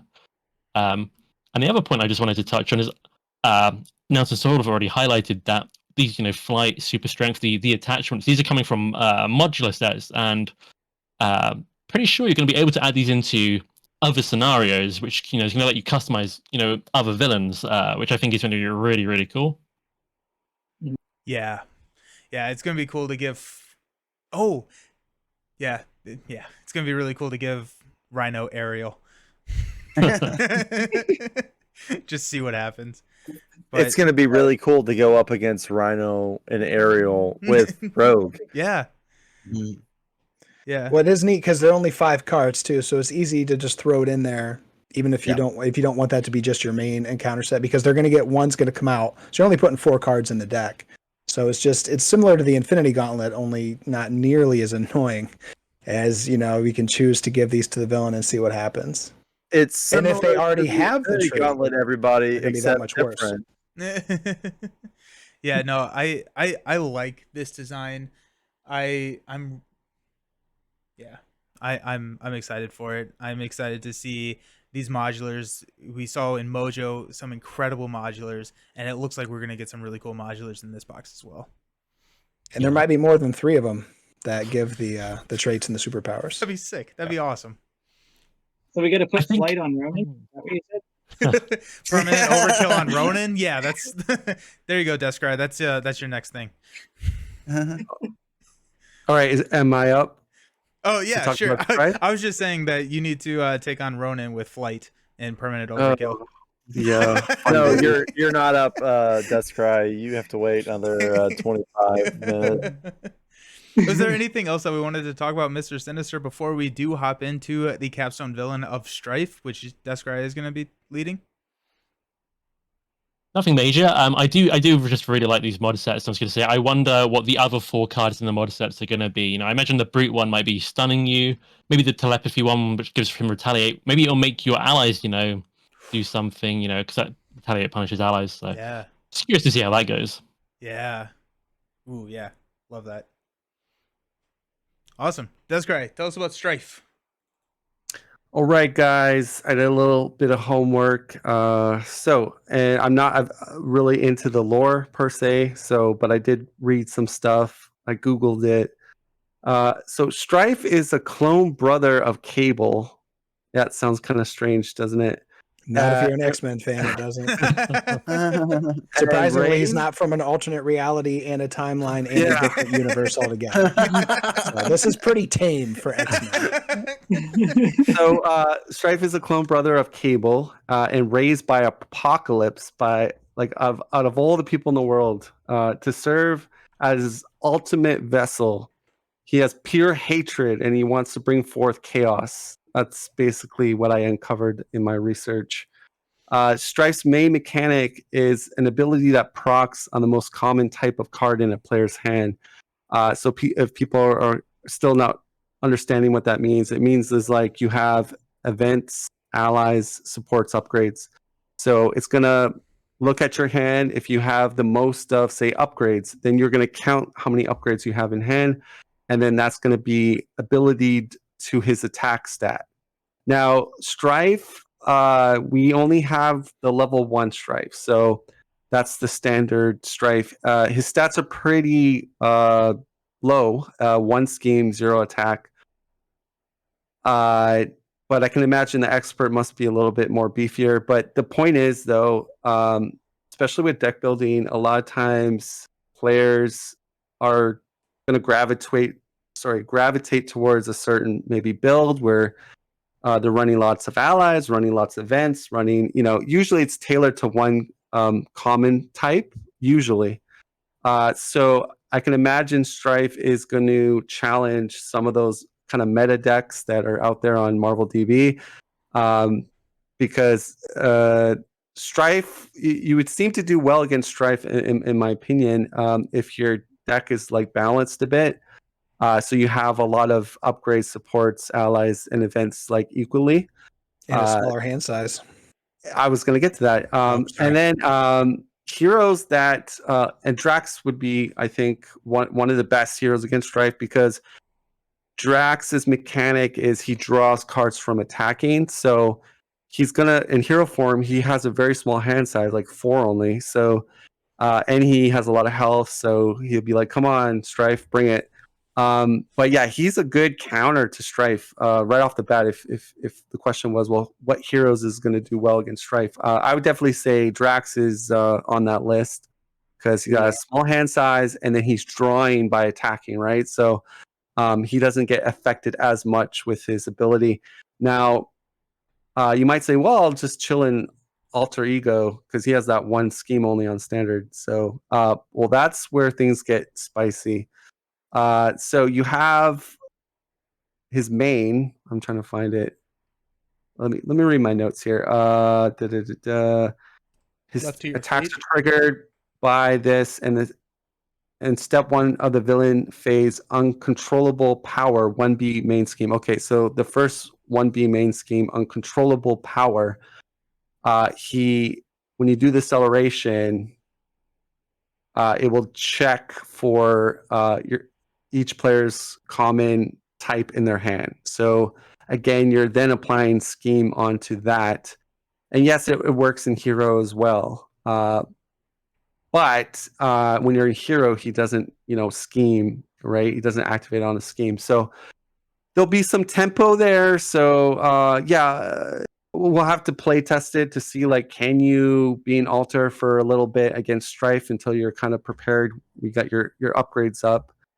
That is to be determined. But the way he's looking to me is he's looking like a S tier villain based on what I just mentioned, because a lot of the good meta decks out there and they kind of are geared towards one sort of archetype, and usually have a lot of that common type card in your deck. So I can see, and then this is where, like, if he has treachery cards or upgrades that attach to him or whatever that can also get at the players with that archetype, that could be another hard thing to maneuver. Like, so in Mojo, that was an interesting one. That was kind of the latest one from this set that we're getting. But Mojo was interesting because Mojo hits like a wet noodle, but he has that really nasty effect when you're in hero. You have to discard, and then you put threat on the scheme, but you're discarding and you're on a time clock with the shows coming out. So it was a very I actually put Mojo as a S tier villain in my power ranking, just because I felt like he had a lot of unique mechanisms that put a time clock, put tempo on you. It put a lot of RNG. So every game against Mojo can be a lot different. And so why I'm bringing up Mojo is I think they're doing that also with Stryfe. Like I mentioned with the 1B main scheme, there's a mechanic there similar to Stryfe's own mechanic with his attack. But you can see that there's a signature to the way they designed Stryfe, similar to like Mojo and stuff.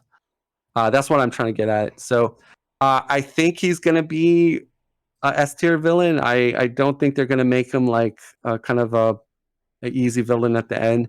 So you're going to have to bring your A game. You're going to have to really think about the cards you put in your deck. I wouldn't get discouraged if you lose the first couple of games against him. Kind of like Venom Goblin. I don't know if when people first played Venom Goblin, I think most of us lost because we didn't quite understand how significant that those main schemes, like trying to control them, and what happens if we don't control them. So I think most people that beat Venom Goblin, they probably got down the control part on the main schemes. That's how I've always beaten Venom Goblin. But I don't want to be a dick, but I won Venom Goblin my first time in Expert. Granted, I had somebody, I think his name was DescryGaming, drag me through the finish line, but I did it my first time.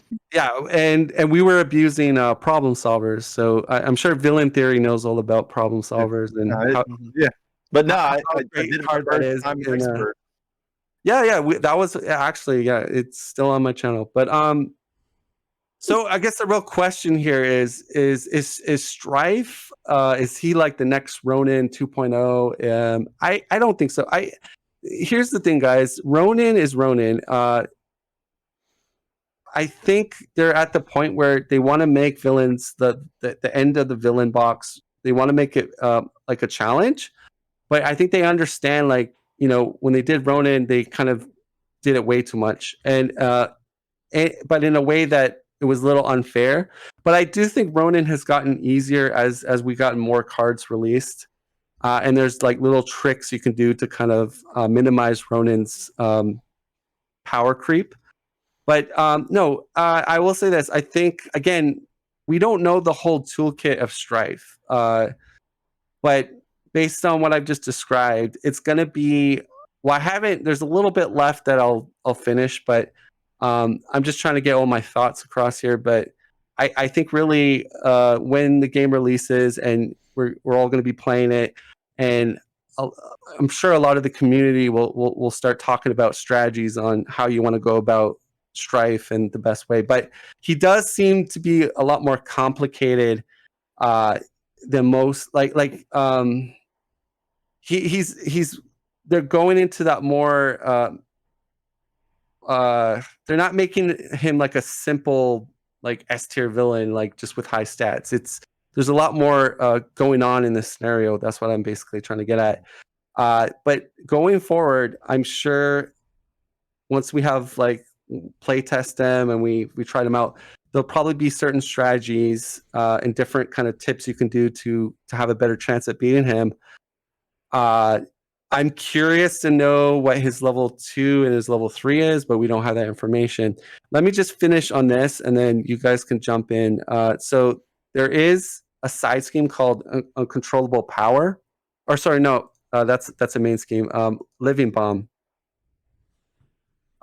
This is a victory one. So this ties into your Hope Summers. And I believe like either when you flip Stryfe or you complete this side scheme, you then would advance to the stage 2A and then 2B, the next main scheme. Yeah, so I think it starts at Stryfe's Grasp, which is a 4 hinder 6 crisis. When you threat that down, it flips into Living Bomb. Then when you just take out Living Bomb, it then progresses you to stage 2. So there's right. Okay, sorry. Yeah, I got it kind of mixed up. Yeah. So you're gonna have to handle that first, and it's a crisis, so you have to deal with it. And I think so there's a force response. So whether you try to rush Stryfe down, I guess that's one way to make this flip, right? If you just kill Stryfe, then it'll flip. But if you can't, you sort of have to deal with it. But yeah, then goes the Living Bomb, and then that's it's kind of thematic. It brings you to 2B, which is called Left to Your Fate. And now he gains Stalwart. Now this is interesting. So each identity gains +2 hand size. So that's gonna help Stryfe attack for higher damage. And I initially when I saw that, I was like, oh my god, +2 hand size. That's pretty good for like the players. But then, the caveat is he also is going to hit you for a lot more. And if he has, say, an attachment that gains overkill and piercing or something crazy like that, then you're going to start to really be panicking, right? So, yeah, that's about it. I'm just checking my notes if there's anything I wrote that I haven't really talked about.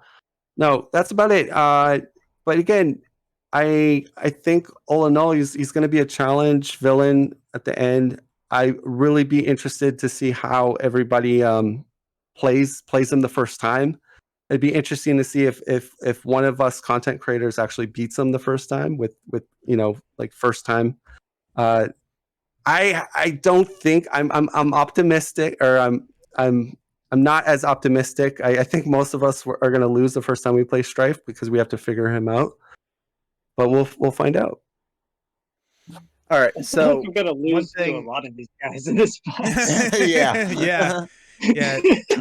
They're all really interesting, and you do have to approach them differently, which I think is a really cool like villain design, and it's going to be something that you kind of learn and grow into as you play more and more of them. So I guess one thing that like really shook me up was that I started reading the Messiah Complex. I think I finished Messiah War before they announced this set. And the fact that they've got both aspects of Messiah Complex and Messiah War, where the end of Messiah War is you have Hope killing Stryfe, was insane. And I'm not approaching this as a Champions player. I'm more approaching it as a comics reader.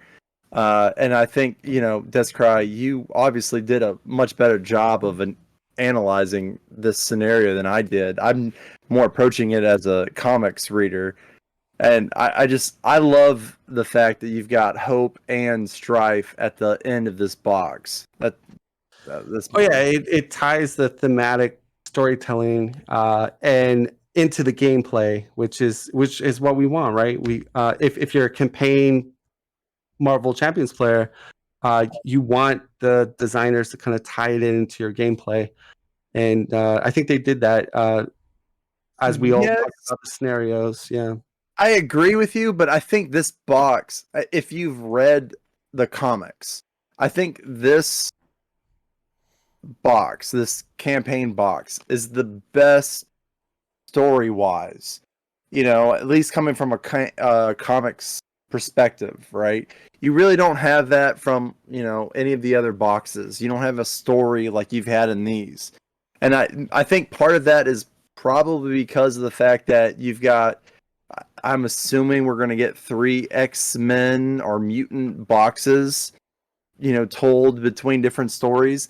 And they're trying to pick and choose what are the best stories to kind of push in these scenarios. And this is just something I really appreciate. And I felt like after you talking about this, you're talking on such a high level. I do want to just point on that I think the story on this is absolutely amazing when it comes to comics. yeah, it looks pretty interesting. I'm really nervous about the scenario coming from a solo player's perspective.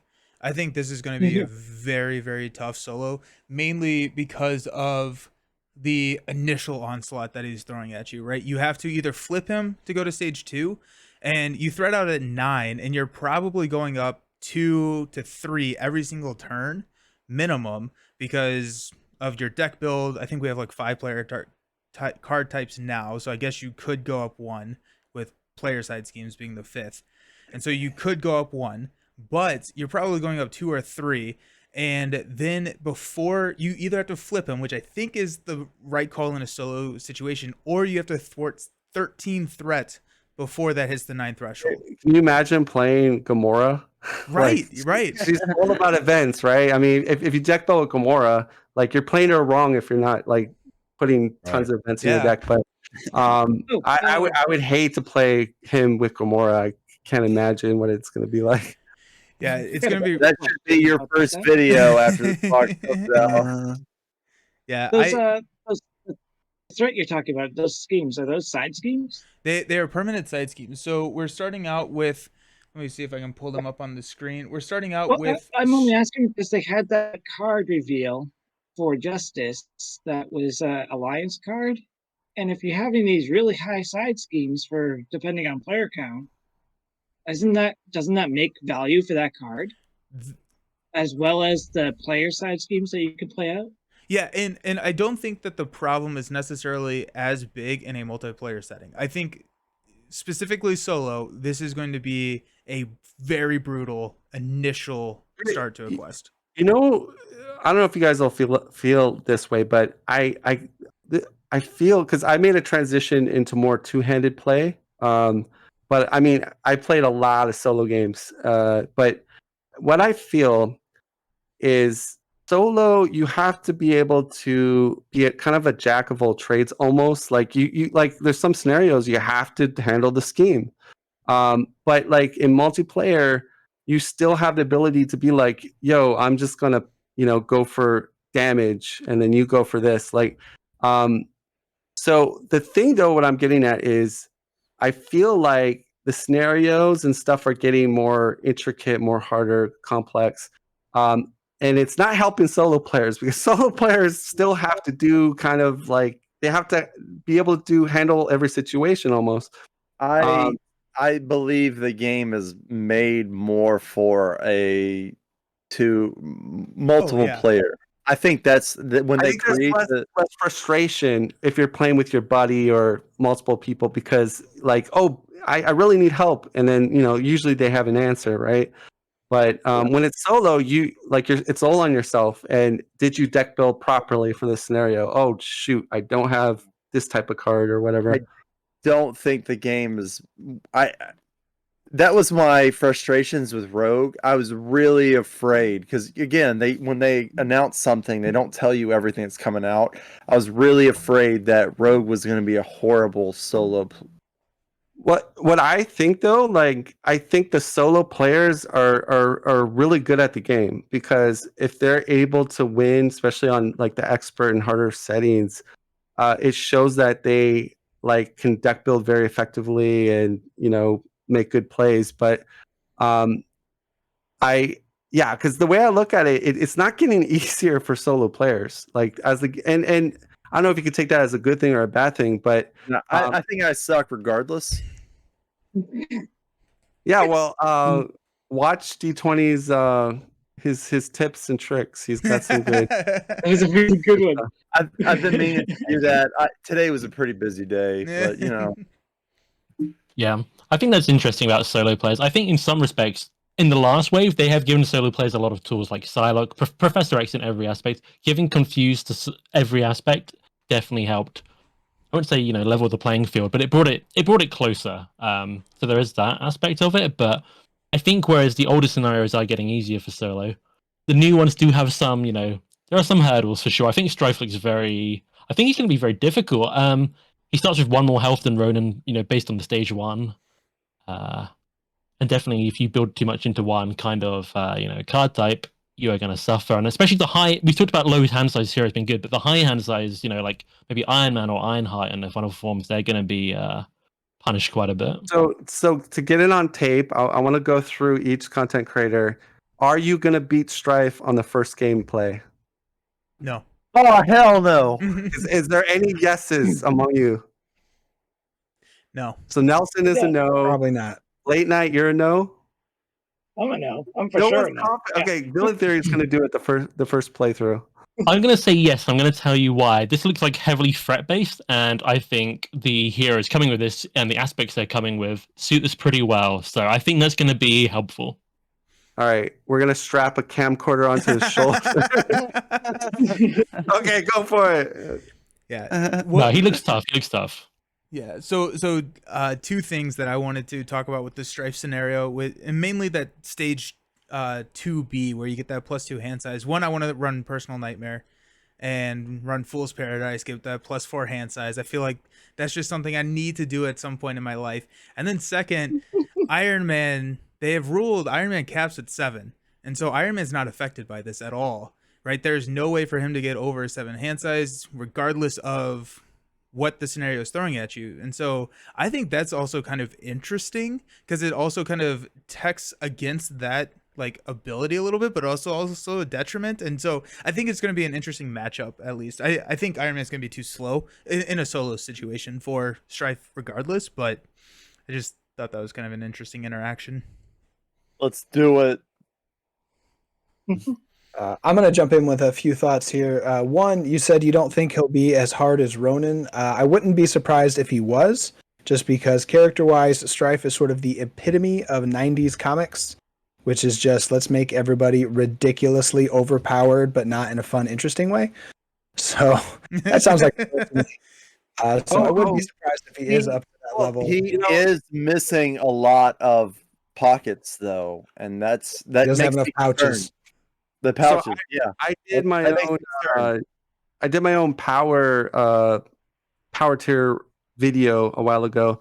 I did not put Ronan at the very top. Yeah, I remember you put Venom Goblin #1. Venom, yeah, and I had my reasons behind that. But and then I think next was like Magneto, I think. But yeah, popular belief. I don't think Ronan is actually the hardest villain in the game. I know that there's probably a lot of objections to that, but maybe because I played him way too much. Mm-hmm. But Stryfe, I agree with you. But so thematically, he probably will be ridiculous just because he should be. Regarding the solo thing, I guess I haven't noticed things getting any worse or more difficult or harder just for playing solo. Now, I don't have a multiplayer to compare to. Maybe multiplayer is getting easier. But I guess I haven't really noticed solo becoming any more difficult than it always has been. But maybe I'm just losing always, whether it's the new scenarios or the old scenarios. I think and one- what helps with that, Josh. Sorry, I didn't mean to cut you off. I think what helps with that is that we have started to see a lot more cards that work a lot better at the lower player counts as well. Well, And so- that's what I'm. Yeah, there. It's sort of the scenarios might be getting tougher, but the tools are becoming available as Yeah. the card pool grows, as these games always go. Another thing, speaking of the difficulty of the scenarios, we didn't really talk about Hope at all, but for whatever scenarios you start with her, you do get a free ally that has the same stats as your hero. So Insane. the scenarios probably are harder than they normally would be, but you're going to have that Milano, that extra help. Now she only has 3 health, so you'll have to build into. So you know, if you wanna Drax can keep her get alive. Drax can get to 5 attack, and she's 5 attack too. Oh my god, That's exactly right. Yeah, she has the same stats. You know, she's thwarting for 3 if you're playing Phoenix. So that is going to be a help with these scenarios to sort of give you that initial burst of bringing that threat down quickly or taking out difficult Marauder minions if she's in those scenarios. There's also Things like potential that she's thwarting for 4 if your cable. You've gotten rid of the techno, whatever it's called, side scheme, and you've also put on I forgot Heroic Intuition. heroic intuition. Yeah. So I Yeah. think a lot of the difficulty is And going to be I'm balanced sure around we'll the fact talk that you've about got her. cable in just a second, but that's absolutely insane. All right, let's talk about cable because everyone wants to go back to talking about player size games. That was going to be my final point that I was going to say about Stryfe is I do think it's going to be real tough to get a player side scheme done at the beginning of the game against Stryfe. Yeah. No. 100%. Yeah, there'll probably be a lot of tempo, a lot of like pressure, right? That's a good point. D20. Tell us about cable. Oh. All right. So unfortunately, I don't know much about X-Men like everyone else. So I had to Google history of cable. And so on Wikipedia, cable is a system of delivering television programming to consumers via radio frequency. It got really weird. But no. So anyway, Nathan Summers is the guy. He's the son of X-Men member Cyclops and Jean Grey's clone. Yes. Because Jean Grey, as we know, always ended up with Wolverine, as it should be. I don't know if that's real or not, but it's not. All right. That was Scott's second wife, who turned out to be Jean Grey's clone. You know, your typical X-Men family tree. Yeah, that's fine. But yeah, so he is the adoptive father of Hope Summers, who we've talked about a bit in this, and born in present day. Nathan was infected with the Techno Beats virus, I think it's called, when he was an infant, and was sent to a possible future timeline so he could be treated, try to save his life, all that fun stuff. And then he eventually became Cable, did the whole kind of enemy thing with Apocalypse. I guess they don't like each other, which makes sense. And then later returned to present day. From my understanding, I was trying to keep up with the timelines, and I'm really bad with this because I guess he went back in time before himself, and then it became like a whole thing, and then I got really confused and kind of went cross-eyed. So a lot of things happen with timelines with him, I learned. Welcome to Marvel Comics. Yeah. I just stick with Spider-Man, and then when they started jumping times on there, I got confused, and I just started watching movies. So Welcome to Marvel anyone else? Comics. Anyone else want to jump in with some lore before I go into his cards or anything? That's about right. The time I traveling say- Summers family member. I think the only thing you might have missed is, and I think DescryGaming covered it, was that Stryfe is the clone of Cable. Yeah. Brother clone.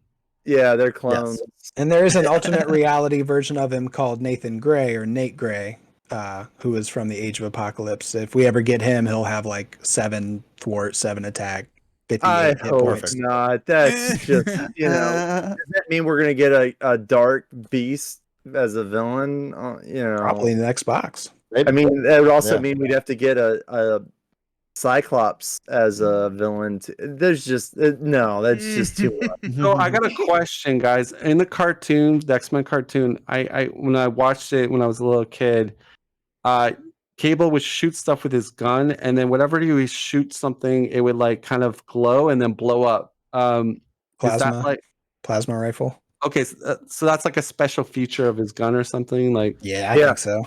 That was one of the things I was really upset about. I mean, again, I was kind of hoping that DescryGaming would talk about it, and then I would mention it later. But that's one of the things I was upset. Like, he has no weapons. Well, we only saw like half his cards. So. I get it, but If even, yeah. I feel like that's a huge aspect of Cable. I He's think probably they just didn't like want to this. overshadow the side Always schemes. had that rifle at Yeah. least. it's there. It's there. It's just Yeah, they didn't reveal It'll it. be to there. us. Yeah, they didn't they had already put in so much hype for the side schemes. I think they didn't want to detract from that. That would be my approach to writing the article, at least if I was the one writing. Maybe, but it's one of those things that's like, hey, I'm gonna write Wolverine, but I'm not gonna include something to do with his claws. I think we it's- could they saw how probably well guess that what was Let's the not talk about those claws. Let's not talk about those claws. I only have a couple of videos about that. All right. So, Hey, tell me how Valkyrie is, by the way, real quick. he's coded. Okay, so the first thing we have to talk about it is actually I feel like has nothing to do with Cable, and this is the most important thing, which is the Deadpool ally. I know this was a lot of people were waiting to see this, and officially Deadpool is in his group of cards. If you look at it, so Deadpool ally looks cool. I know everyone's hyped for that. Just want to mention it. But anyway, we can talk about that more later. Cable is pretty beefy. So far with most of the X-Men heroes, they've all seem to be hovering right around 9 hit points, which is kind of weird. It's a bit lower than we've seen for most other heroes. Cable's sitting at 12, which is crazy to think about. Like, he is going to be a beefy guy in general. 6 hand size on Alter Ego, 5 hand size on Hero side. So the big thing he has is Alter Ego is being able. Oh yeah, it's 4. I never heal. That's why you just hope for the best. Yeah. 4 is good. 4 is really respectable. 4 is solid. 4 is solid for sure. So you can include player side schemes from any aspect in his deck, right? And this was the big reveal in the article, was about side schemes, and we talked a bit about it. We'll get more into that in a second. But his setup is interesting because you can search and discard your pile for any side scheme, put it in play. He has one of his own, right? The Techno Beats Purge, which comes in with 5 free to play essentially, which I think is in the article they made it seem like this is going to be like somewhat difficult to get in, and this is one of the first things I kind of like. I think is just wrong about the article, is that they made it seem like, oh, it's gonna be tough, and that's why we're gonna give you a +1, +1, +1 because it's gonna be this big reward. Like, any good solo Justice player can get that done pretty quick. Like, it's second turn worst. Almost round 1.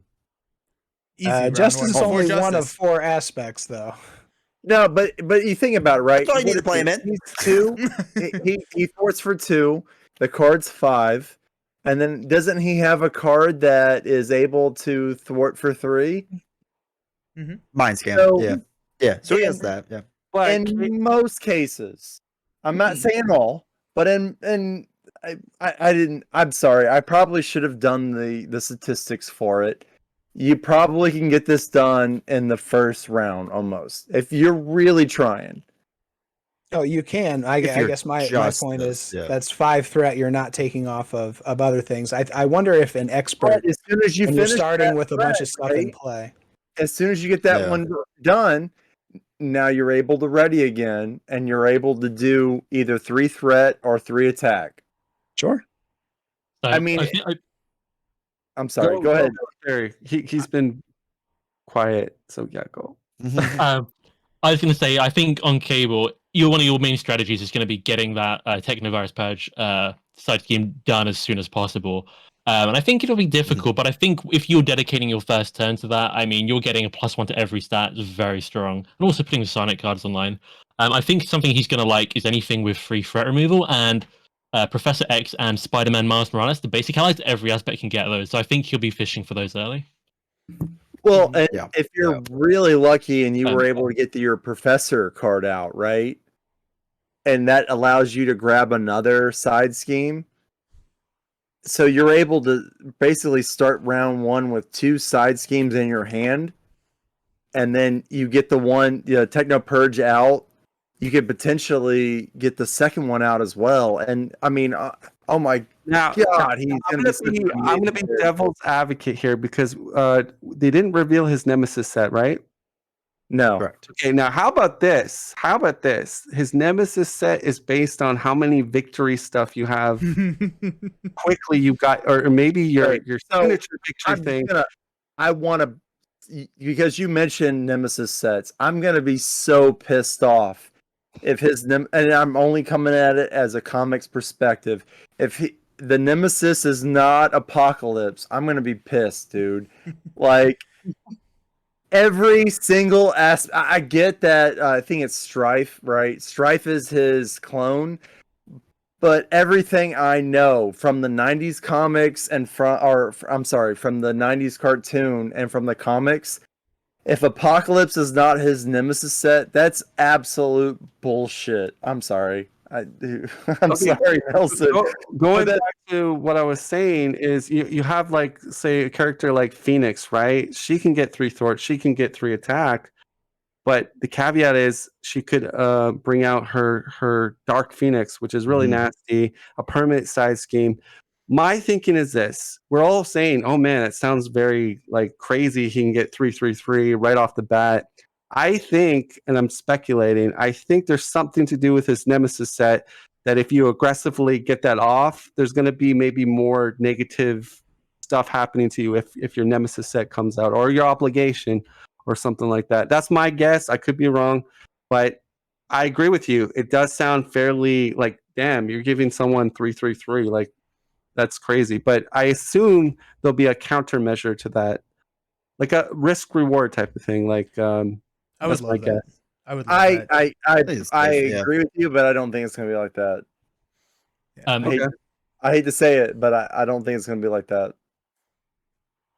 Something I was just going to go to rewind quickly and add to what I was saying about looking for an ally with free threat removal, because I didn't add full context to wanting this, and I think I can't remember who it was. Somebody said, are you going to want to be able to remove all that threat if you've got another pressing, side scheme or threat that's going on?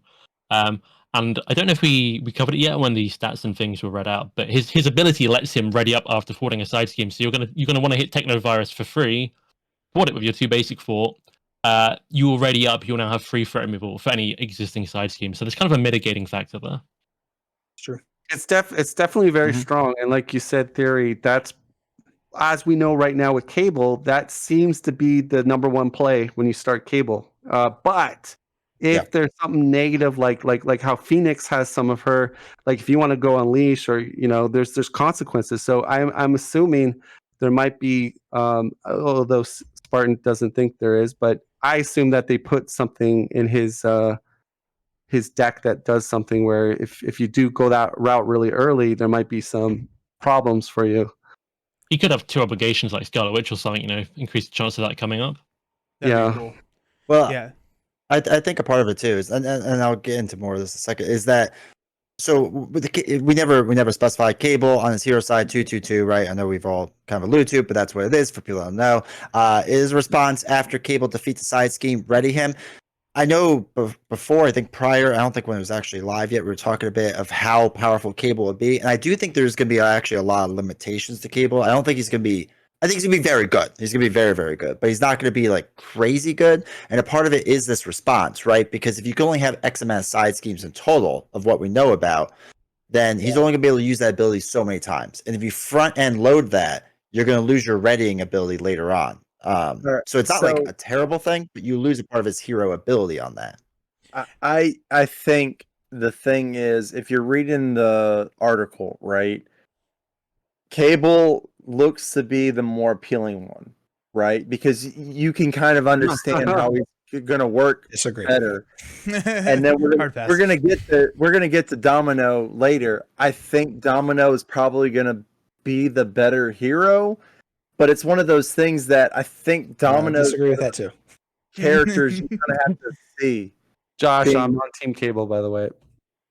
I mean, they both look awesome. I just think Domino looks like more fun. Yeah, Domino looks. I think Cable will be Domino stronger. is probably going to be the more fun once people are able to sit there. I want to get this on camera, on tape. I believe Body Double is the sleeper card for Cable. I think, for multiplayer. Yeah, Body Slide. I think that card is going to be bonkers in multiplayer. Like, I'm predicting we're going to see some crazy things with that card. So I'm looking forward to watching your guys' content, playing Cable and utilizing that card. Well, step in the portal for sure because they like to do 4-player games. So Yeah. Yeah, that's be not really going to be as fun in one-player games. Yeah. It's still good in one player though. Still useful though. Yeah, Yeah. still very useful. I mean, yeah. it's not as useful as Um, any of the Ant-Man or the Wasp cards where you're able to change. No, because you can go to alter Like, ego. because and Because you can come go to back up. altar, yeah. Yeah, yeah, That's that's very huge. useful. I mean, it's huge. Yeah. You can avoid a scheme. Okay, so speaking of which, body slide, right? Zero cost event. Let's talk about it before we get Sorry. too far. It's an action to change form. Each other player may change to the form that you are currently in, right? So it's a hero action, so it's not alter ego or hero, just action in general. Important side note: there's realistically going to be just one of these cards in the deck. For those that don't count the bottom and look at them, like it goes from number 1 they show us to number 2 is Mind Scan. So most likely this is the only one of these in there. Also, it's important to note that it's number 1 because we haven't seen his ally, his signature ally, and it looks like he probably won't have a signature ally then because generally speaking, that's number 1. And that's another weaker point of Cable, right? Again, it's gonna be very strong, but most of the time signature allies are very good. Sorry for interrupting, but doesn't his you're unique good. player side scheme mentions that Cable gets the 3/3 and also Nathan Summers, I think it says, or something like that. no, That's it's altar. alter ego Ionic. side. Ionic. Yeah, that's Oh, just okay. I thought it was mentioning like another character. No, so- he has That's psionic, okay. Cable alter is ego, and Nathan hero. Summers. Okay, that's actually his alter Yeah. name. Yeah. Okay, I That's his real apologize. name. I thought they were referring to maybe Oh, you're his good. You're good. signature ally. So okay, that makes sense. Yeah. Yeah. So that's going to be quote unquote downside of him. That he won't have that. Then we have Mind Scan, 2 cost event. Remove 3 threat from a scheme. Remove 1 additional threat for each scheme for. I'm sorry. Remove a threat from that scheme for each side scheme in the victory display. This can get bonkers, right? Because right now we're looking at realistically 5 side schemes he can put in his deck, right? His personal one, 4 aspects. If they decide to do a basic one, it's now up to 6. We don't know if they'll do basic, but I'm going to guess they will down the road at some point. I mean, because that's I kind of what don't- they did in Lord of the Rings. I don't mean to interject, but I'm going to interject if you don't mind. But he also has got the one card that allows him to take non-permanent cards or non-permanent side schemes and make them I go think into the D20 is pile going to as get well. to that. I don't. Yeah, Yeah, he we'll didn't get to forget. that. Yeah. Yeah, Oh, he's I'm getting sorry. to that. I'm so sorry. Yeah. I'm just going through the order. Yeah. All right. So then we have so that's the precognition, 0 cost event. Look at the top X cards of the encounter deck, where X is the number of side schemes in the victory display. You may discard one of those cards, put the rest back in any order. As most people know, any way you can manipulate the encounter deck is pretty powerful, especially for me, so I can stop drawing shadows. I really hate that. So but it was actually that the power of that. I have to shout out DescryGaming on this because I was watching a bunch of your streams, I think with Ronan really, and you would just kind of manipulate the encounter deck a lot, and like that really kind of changed my perception a lot of how important that truly is. You know what? I remember because you were on the chat. It was the Black Widow Justice versus Ronan. Yes. Yeah, I was taking Yeah, that was a fun one to fanaticism watch. out of the deck. Like, It was fantastic. It was so great. I loved it. But yeah, so I think that's gonna be a strong card. Again, it looks like that card may only be one of them. We don't know. Because it's listed as the number 5 card. Number 6 is something else. But the Mind Scan is number 2, so it depends if they're gonna have what would that be? 3 Mind Scans in there, right? But we'll see. So Telekinetic Blast, 3 cost event. Again, a lot of these are superpower cards. We haven't really talked about that yet. Superpower continues its run in X-Men stuff. So Death Focus is still a great card to have. Yeah, 100%. Telekinetic Blast, 3 cost event.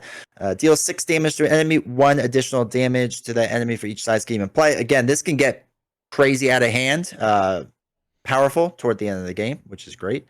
Then we have Professor, 1 cost support for alter ego action. Exhaust Professor. Choose to either draw 1 card or search your deck and discard pile for your player side scheme and add it to your hand. Again, we talked about side schemes and the importance of it. This will kind of lead right into that or drawing of the card, depending on which way you play that and which way you do it. And then, as we mentioned before, the 1 cost upgrade, Forced Amnesia. This is the hero response after a non-permanent side scheme is defeated. Add Forced Amnesia and that side scheme to the victory display. So again, it's another way to bump up all of his stats on these event cards to do even more either damage or thwart ability. And then the last thing I'll mention, because I know we all want to talk about this specifically, which is the side schemes. And we've seen 3 of them now. We don't know what the aggression one is, assuming that there is an aggression one. Established perimeter is the protection one. It costs 1, 2 threat removal to get rid of it, which is not too bad. And when defeated, give each identity a tough status card, which is pretty good. We saw the justice one, taking out the guards. 4 threat removal, which is a bit higher, but 0 cost when defeated. I thought it was fascinating. Each player may discard 1 non-elite minion from play. It's kind of interesting that they're doing it that way instead of that being the aggression card. And then probably the most broken one out of all of them, call for backup, 3 threat removal, 1 cost. When defeat, each player may search their deck and discard pile for an ally and put it into play. Welcome Nick Fury to the party. So again, I'll open it up to everyone, but it's just, he's got some crazy stuff going on. He's got some really fun things, and I think side schemes, we talked a bit about it. I think they'll do a bit more with it this cycle, but not a ton, because these are pretty strong, and I don't see them becoming more powerful than this. I think this was them kind of saying these are good ones, work with these, but don't do too much with them. Yeah. The good part is that I believe the player size schemes have victory, right? So Yes. it's like they're Yeah, gone. so you can only do it once. Yeah. Right. And I think that's good that they did that, because from what you described, they sound extremely strong. Mainly the leadership one, I think, is like really strong.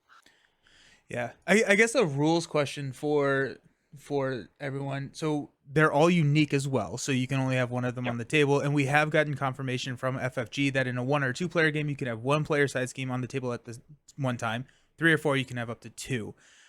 Does the uniqueness rule apply for things in victory display? Like if there's it does. So you can't have the leadership player run this. Okay, cool. That helps a lot.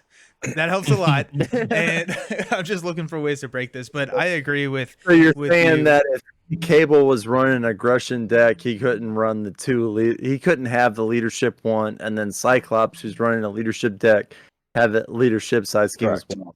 Yeah. Right. So I mean, that's nice, and it sucks at the same time.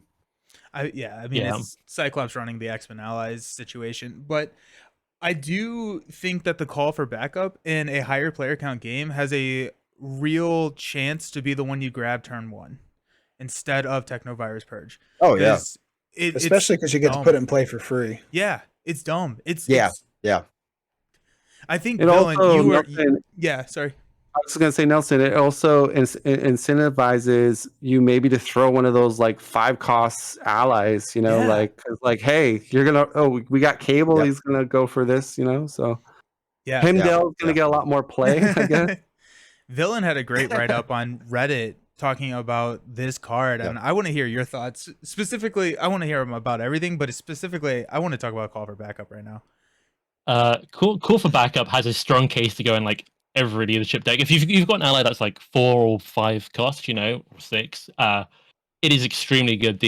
If you sort of calculate how much it will cost you to thwart it, to remove it versus what you can gain, it's always profitable. And you might have all the main schemes in danger, or a hazard icon side scheme. You might not get straight to it, but there's no negative effect, so you can like play that down. And I think something that's relevant for call for backup, and actually all of these side schemes in a way, is that the more players you add, the side schemes are going to get better if the group deck build around it. If everybody adds a valuable ally that they want to bring in from this, aggression player says, oh, you know what, I wouldn't mind a free Wolverine, protection wants, hey, I'll have Iron Fist, or, if it's you get it early enough, say Cable brings it in turn 1, oh, I have Nautical Man. Yeah, Psylocke. Psylocke's good. There's a lot of good ones. Leadership obviously has a lot of good ones. I think we'll see people like Captain Marvel if you build for energy, or like Giant Man, Beta Ray build. There's a lot of really strong ones, and the way the maths works up, it's call for backup has 3 threat per player, so 4 person, that's 12 threat. That's free for Justices and the initial cost, which is like 1 cost under card itself, and you can get allies worth 5 or 6 resources all across the board. So if you prepare for that, that is I don't think much adds up to that. Yep. Yeah. Time will tell. Sure. And And I guess too with Cable, just in general, because I know again we were talking about how he could be S tier and really strong. Just to kind of point out, I guess, his weaknesses, because I know a lot of people haven't really pointed this out, and I think it's worth mentioning. Again, the signature ally, it's going to be interesting trying to balance. I think Josh kind of alluded to this. How much do you focus on your side schemes versus an expert villain, right? Like there is a tough balancing act that you have to do there, and it's going to be a little tough to do that in the beginning. We haven't seen any status effects that he has, right? So we don't know if he stuns or confuses, which is always really strong for solo. So he may not have that. And we don't know if he has any resource generators. Now, X-Men have a lot of good resource generators working for X-Men type stuff, but we don't know if they'll do that for X-Force or whatever else. But that's he the can only use X-Gene. weak spot. Yeah. Which will be a good one for him, a really good one. But yeah, so. Talking about his power level, one thing I think is really interesting is his events start out not too great. And I know we're talking about, by the end of the game, he's going to have, 4, 5, 6 schemes of it. But like Telekinetic lasts 3 for 6 that's not good. And you have to get 2 side schemes in the victory display before it's even a swinging web kick. So it's not, I think they did a good job of balancing him to where you have to do the work. And he's very much going to be that long term. So I'm glad they approached it that way. Yeah.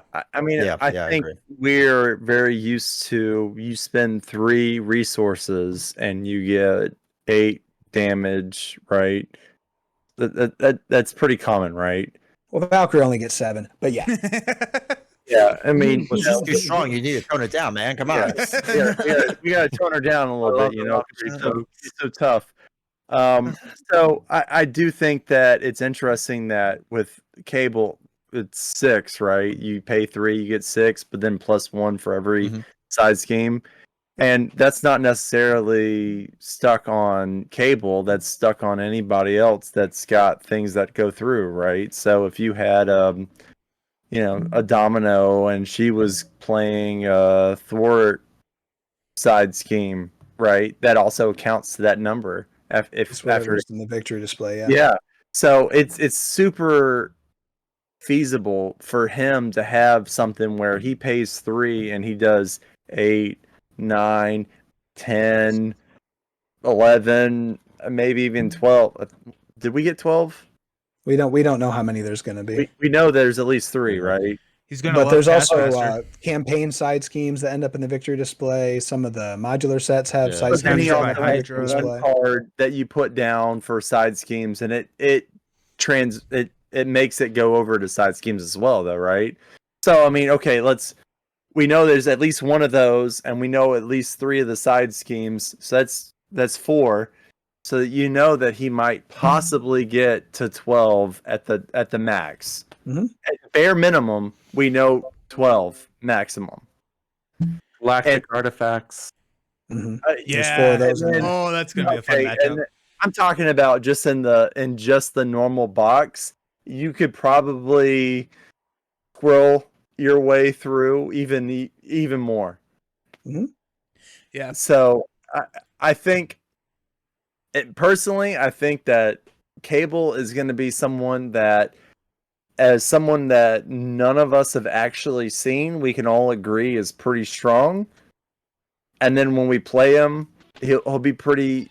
I think he's going to be someone that people can easily play. I think that, and I know we haven't talked about Domino yet. I think Domino is going to be the character that is going to be good, but you've got to play her to understand how good she is.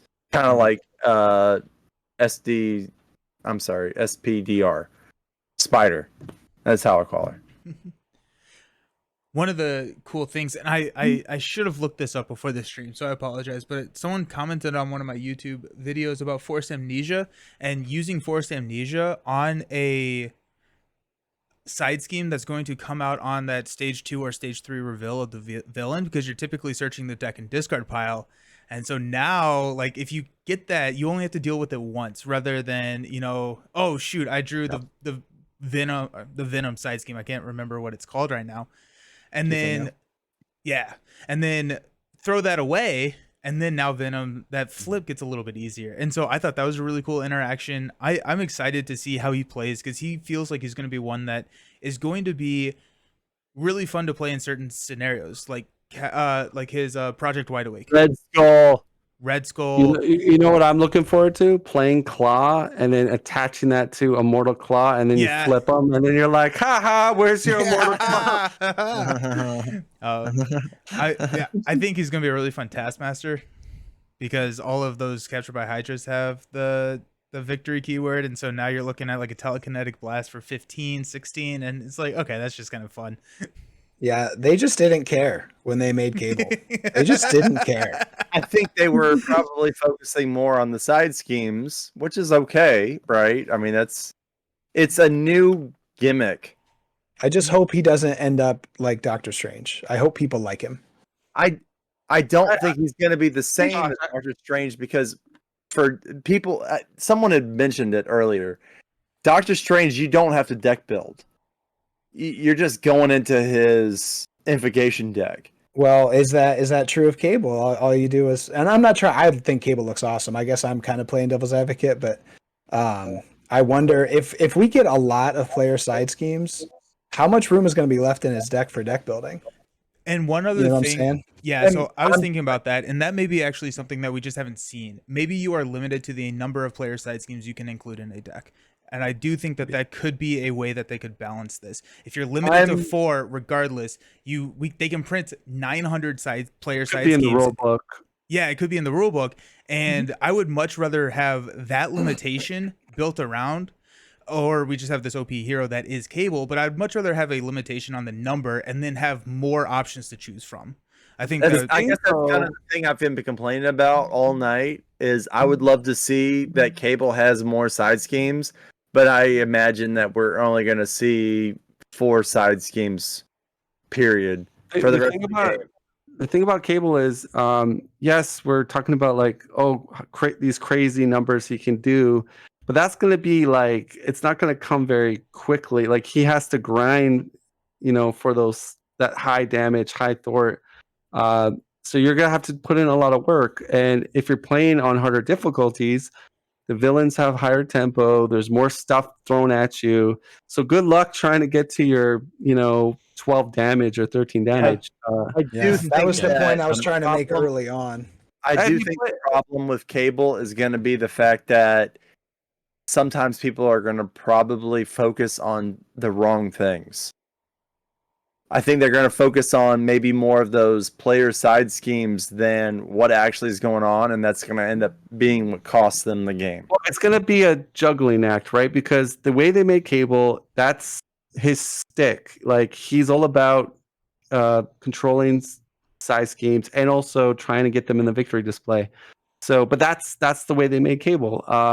But I imagine people are going to they're going to focus on that more than actually what's going on in the action. There's still more cards that we don't know about. So like right now we got an idea how he plays, but there might be a few more cards that might slightly take him into a slightly different direction. And I think it goes back to what D20 was saying. We don't know if he has resource. We don't know if he has status. And if he has those, we're looking at a really, really powerful hero. I'm thinking that they probably don't put those in his kit. I'm more interested on the Nemesis kit. I can't wait to unbox mine, and that's the first thing I'm like checking out what's his Nemesis. Yeah. Yeah. So I guess we're going into Domino now. Or what was Villain saying? Yeah, I was going to say I wouldn't mind before moving on is to talk a bit about Cable. I think we talked about some interesting things. I was going to say. I think he's going to differ a lot between solo and multiplayer because in solo, for most of those side schemes, you're just going to basic for them. That's going to clear it, especially if you've got the free threat removal at that point, and then you just ready up. Whereas in multiplayer, everyone can contribute to it, and everyone gets a reward theoretically, so it's helpful. But if you're in 4-player and you bring out the Justice one, it has 4 threat per person, 16 threat. If you're in one of those high tempo villains, you're not just going to be able to say, okay, we just deal with this 16 threat now. So the way he will ramp up will vary. I think a little bit. He's a little bit like an Ironheart, where he starts quite weak. His events start particularly weak, and if you don't get the right threat removal tools to remove a side scheme on turn 1, it's going to put you a bit behind because in solo and two player, he can only have one side scheme out at a time. And he might end up having, a couple of side schemes in his first hand that he can't play. They're in the discard pile until the next deck cycle. So he's got some little mitigating factors. I also think there's an interesting design space for the side schemes where the current ones have victory on them, but the future ones might not. The future ones might be able to thwart them, but then they won't go into the victory display and boost his events, power. So I think they've got some room in that regard. Also, like Nelson was hinting, there might be a cap in the rules. They might say, this is the new rules going forward. There could only be a maximum of this amount in the victory for cable to count towards whatever. I don't know. They or might even do in the something. deck build. That's kind of I don't think we've seen that on any of the cards, and I think that would be something that they say, like, okay, hey, wasn't there one of the cards that said, hey, you can only count so many of the victory display I don't think so. that we saw? I don't think so. For cable? No. Yeah. I don't think so. No, but you are onto something. Usually, when there's deck building restrictions, they're printed on the hero. Well, they're printed on the card, right? So it's like, okay, you can only do, you get 4 plus 3 as a maximum. And please tell me I'm not thinking of Flamecraft too much. I've been reading those rules lately. Have you guys ever played Hella and used what's her name, Vivian Basic, and used it on the side scheme? And yesterday, actually, it's funny. It breaks the game. Yeah. No, it was yesterday. Brant and I played Vision and Scarlet Witch. So funny you mentioned it. Because it says blank out the text. Okay, so you defeat it. What happens now? There's no more, Yeah, I actually late night we ran into that. Remember a long time ago we did Hella. I don't know if he's still there. Oh, there I he don't is. think that was me. Didn't we? I thought it was with you. No, Or maybe that was Hella. with Adam. Maybe I did that with Adam. I can't remember. Anyways, speaking of that, aren't they supposed to drop a new FAQ, like a new updated rule set for us? Like, I think that's I heard rumors that they were working on an updated one. They talked that they were doing that. When did you hear those That's what rumors? they say. Has it been the last year? No, they said that on a live stream a couple weeks ago. That that's a forefront project that they're working on. And I assume they're gonna have maybe a couple of erratas, probably, that are maybe interfering with the new stuff that they're doing, like the one with Vivian and Hella that I just mentioned. Anyways, let's jump to Domino. I'm really excited to hear who's got Domino, by the way. VillainTheory. Oh wow! Okay, Yeah. no pressure. So, fun story. So originally, as I alluded to when I was introduced, I wasn't originally going to be on this show. Somebody else was going to be on here and talking about one of the villains and heroes. So I was excited to come on here, and I was like, oh, you wonder who I'm going to be doing, and it looked like it might be Juggernaut for a bit, and I was like, okay, villains first. That seems good, because I'm in the UK. It's late. I wouldn't want to be left for the last thing. Sorry, that's my bad.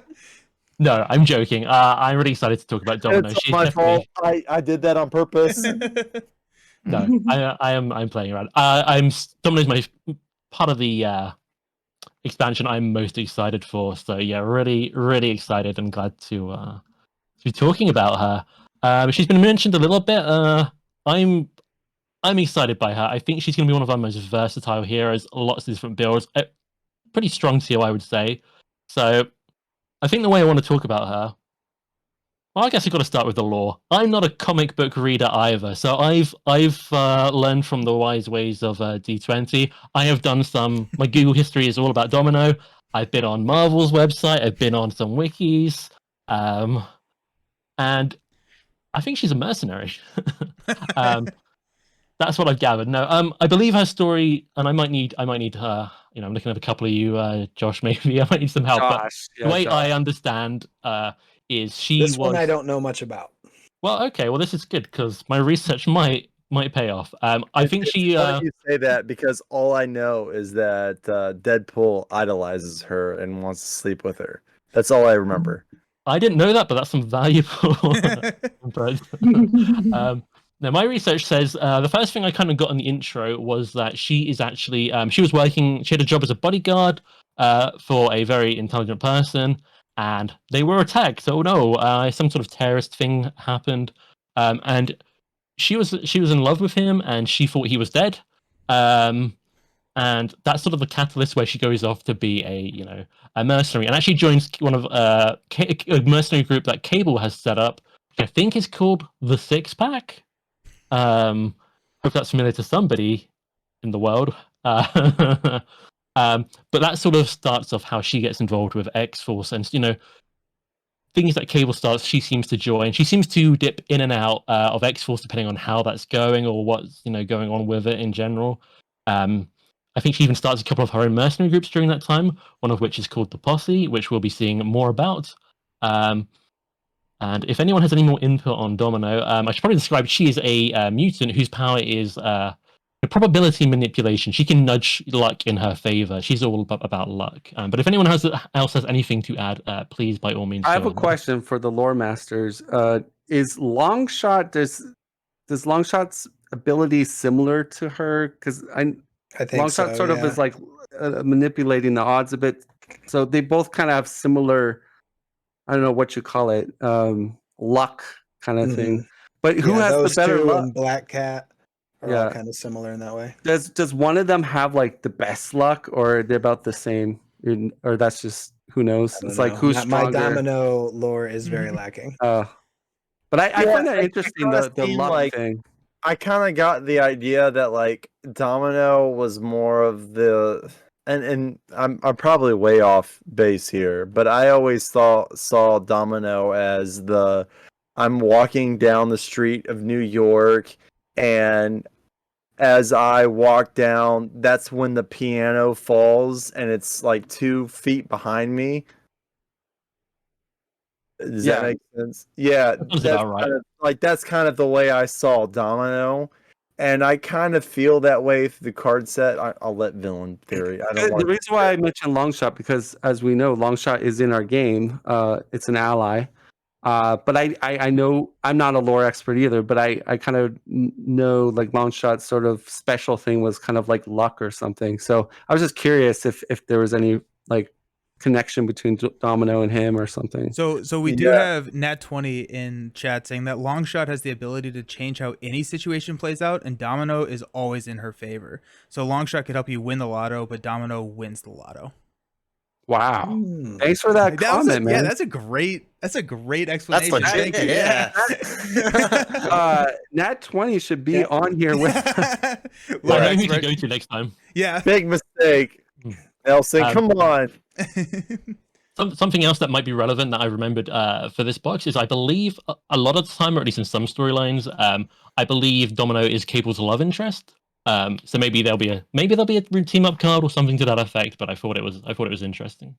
I don't have a lot of interest, or I haven't read a lot of the X-Force, but I always thought it was more of like Domino and Deadpool. And then also, like, I think there's more between Domino and Deadpool as well as Deadpool and Cable, right? Because Cable and Deadpool had their own comic book series. And the way I always saw Deadpool and Domino's relationship was she absolutely reviled him. But I never saw anything. And again, my Domino and Cable, I find it weird that Domino and Cable are in this box. I really think that this box should have probably been a more of a Cable and Hope Summers, but that's just my personal opinion from what the things I've read. That makes sense for the Cable character, but it wouldn't make sense for the story they're trying to tell with the campaign. You wouldn't be able to play Hope against this campaign. Not the same way, because again, they've given you the Hope Summers module set. Well, that's what I'm saying. And that's I was going to say this for a little later. That's one of the things that kind of bother me I've gotten all of the characters I want, and then except for the 4 characters that I've named my children after, right? I've got one, and then I'm hoping that the Laura X23 is coming soon. I don't think we're gonna get the Hope Summers character now, which I've named one of my kids after, and then there's Kate Bishop. So I mean, I know that's a way further conversation probably, but this box does not give me any hope that we're gonna get a Hope Summers Marvel Champions. So Villain Theory, going back to Domino, yeah, I'm interested to hear you what you're from looking at her. What's your thoughts? I guess you're gonna go into you're going over the lore, right? Yeah. The last thing I'll say on the lore, really, that's I remembered is something I read was saying that if Cable is unavailable, Domino's kind of is the next, de facto in charge of X-Force. I do not know how accurate that is, but that is what one of the wiki pages was saying. I think that's dependent on whatever variation of X-Force you're looking at. I think that there was a certain point that was the case, and I think since I'm only saying that because of what was it, Messiah Complex. Cyclops put Wolverine in charge. Yeah, I think it's varied a lot. As I understand from X-Force, the team changes up a lot, and I think she's left at several points. So, but yeah, let's get into the character. The mechanics of the character. I just want to say I love the hero art for her, like how you have those like bullet holes like just missing her, and she's just chilling. I like a lot of the art. Some of the art's got some fun luck-based stuff going on as well. The art is the best hope I could have had for Domino. But yeah, I think I'll talk about her alter ego card and her hero form sort of side in one, because I think they're kind of like parts of the same puzzle. So just to run over her stats quickly, she is the standard 5 hand size in hero, 6 in alter ego, and she has a stat line of 1 fort, 2 attack, and 3 defense. So very very Spider-Man, Peter Parker-esque, and 3 recovery in her alter ego side. So everything's pretty standard there, but I think that is where sort of the normalness ends with her. I think she's a very unique character. So one of the things that will run through her entire kit. So I'll go into it a little bit of detail here. But on her hero side, she has like I think they call it a constant ability, but it's a sort of passive, always in effect. And it says, when counting resources on cards discarded from the top of your deck, count each printed wild icon twice. And without context, you might be like, okay, why do I care about counting these resources on the top? I can't spend those. But almost every single card in her kit asks her to, or interacts some way with discarding the top card of her deck and counting the resource icons. So counting wild resources twice gives you generally twice the benefit for having that, drawing the wild. So she loves wild resources. And on that note, to talk about her overall, she has 14 wilds in her signature kit, as per the article. And the one card that isn't a signature, in her signature kit that isn't a wild, is actually a triple resource card with just all the other resource icons just thrown on there. So she's got a lot of resource, we'll call it flexibility. I also think I forgot to point out she has 9 hit points. So she's she's got low health, but she's got high defense. So with the wild resources in mind, her other hero form abilities and action, choose a card in your hand, swap that with the top card of your deck, limit once per round. So if you're playing one of her events or upgrades, everything wants you to discard from the top. And depending on what you get, as a bonus, this action is letting you manipulate that. You can use it for other things. You can use it, say, I don't like my hand, I've got these 5 cards, let's see if I can get a better one from my deck. You can do all sorts of stuff like that. You can even end your turn with that, knowing you're going to draw that card next turn. You can kind of bank the card for later. But I think the primary design intent is probably going to be to set up your other events that run off what you discard. You can do fun stuff with maybe the Hulk ally and aggression too, if you swap in a physical resource. There's a few combos like that you can do. But she's going to be very, I don't want to say technical character. I think you can play her quite, in a casual, chill way, and you will still get good results. But if you're really thinking it through, really, planning things out on what you swap, I think she's going to do it really well. And just finish off. Let's say finish off with, this is maybe the most powerful, but in her alter ego side, you can choose a card in your hand, swap that card with the top card of your discard pile. So basically, anything on top of your discard pile, you can just say, you know what, I'll have that back, swap a card over. So some of the sequencing you can do is start in alter ego, take a card from your discard pile, swap to hero form, then swap it with your deck. I think more often you're going to have some sort of, probably a handful of really valuable cards, and if you discard it, you're going to want to maybe hop alter ego, just take it back. She has a lot of recursion built into her hero kit here. If you use up an ally or block with it at the start of your turn, it's going to be sitting there in your discard pile waiting for you. So you can get a lot more Maria heals out of Domino than a lot of other characters. She has that triple resource card I mentioned. You can take that back. You can get a lot of value out of that. The way sort of works is you might draw your triple resource, use it, grab it from your discard pile, use it again, and you've got other ways that you can find it. You can get a lot done with just a couple of key cards if you keep recurring them. Just keep timing your turn to end with it in the discard pile or about to go in there.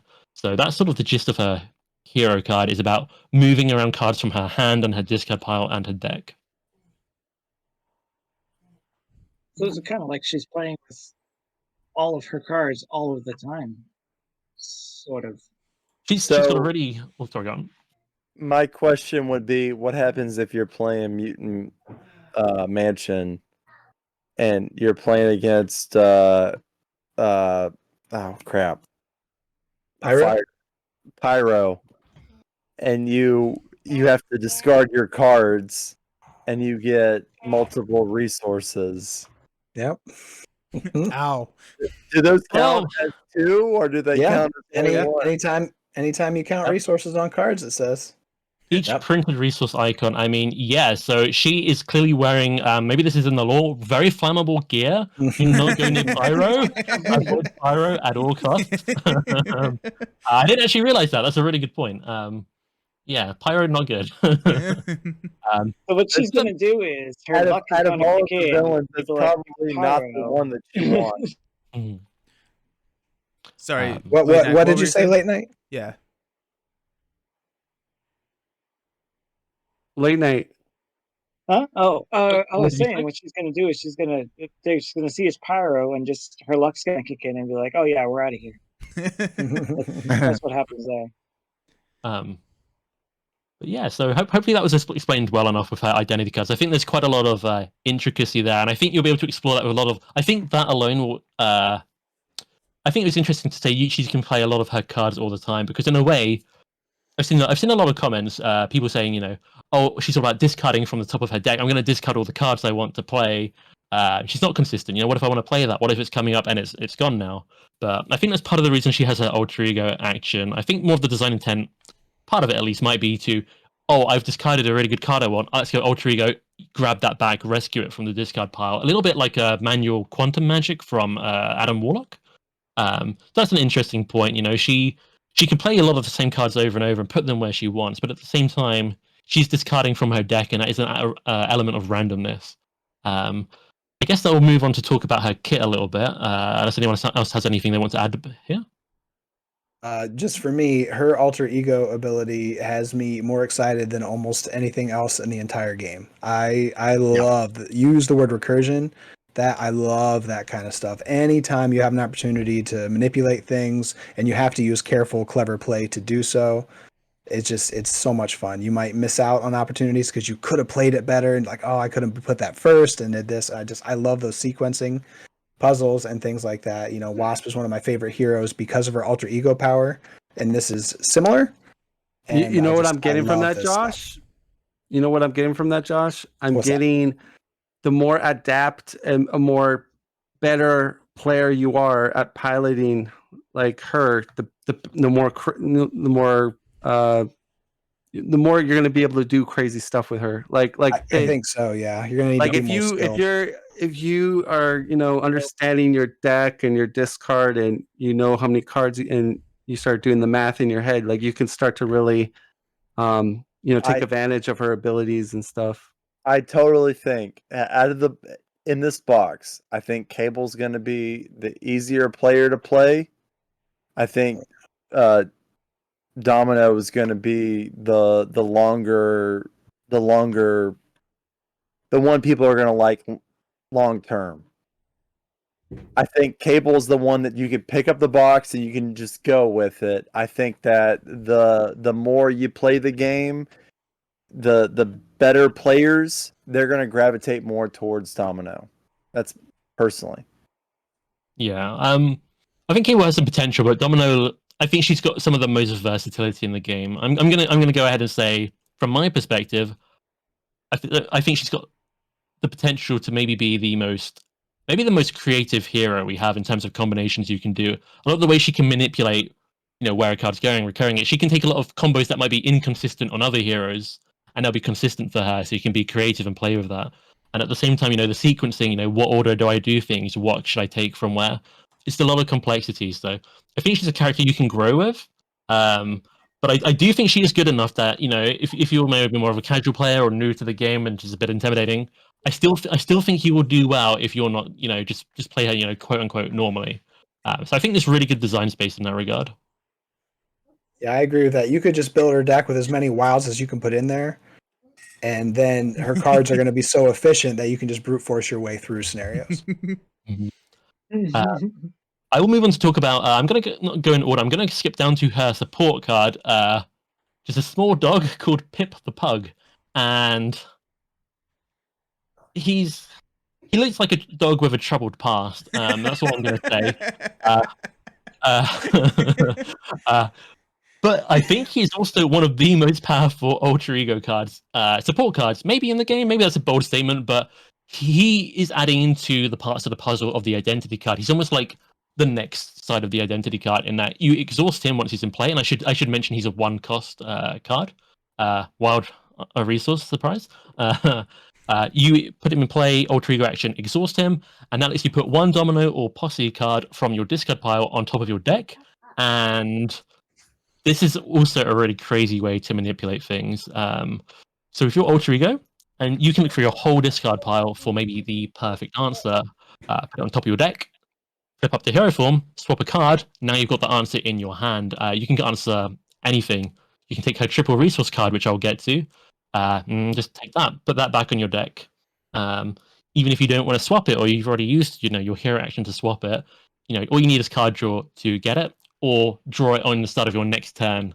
So it's just another way to move all those pieces around. I really want to talk about the Posse cards. We should probably talk about Domino's traits. I didn't go over them, but she is X-Force, and she has the Posse trait, which is unique to her in her hero form, and she's just a mutant in alter ego. So Pip the Pug doing a lot of work there. I think he's one of those cards. I'm going to be playing one of her attacks or something. I'm going to discard from the top of her deck. It's going to be Pip, and I'm going to be rushing to alter ego to save the dog. I gotta get this this beautiful little guy.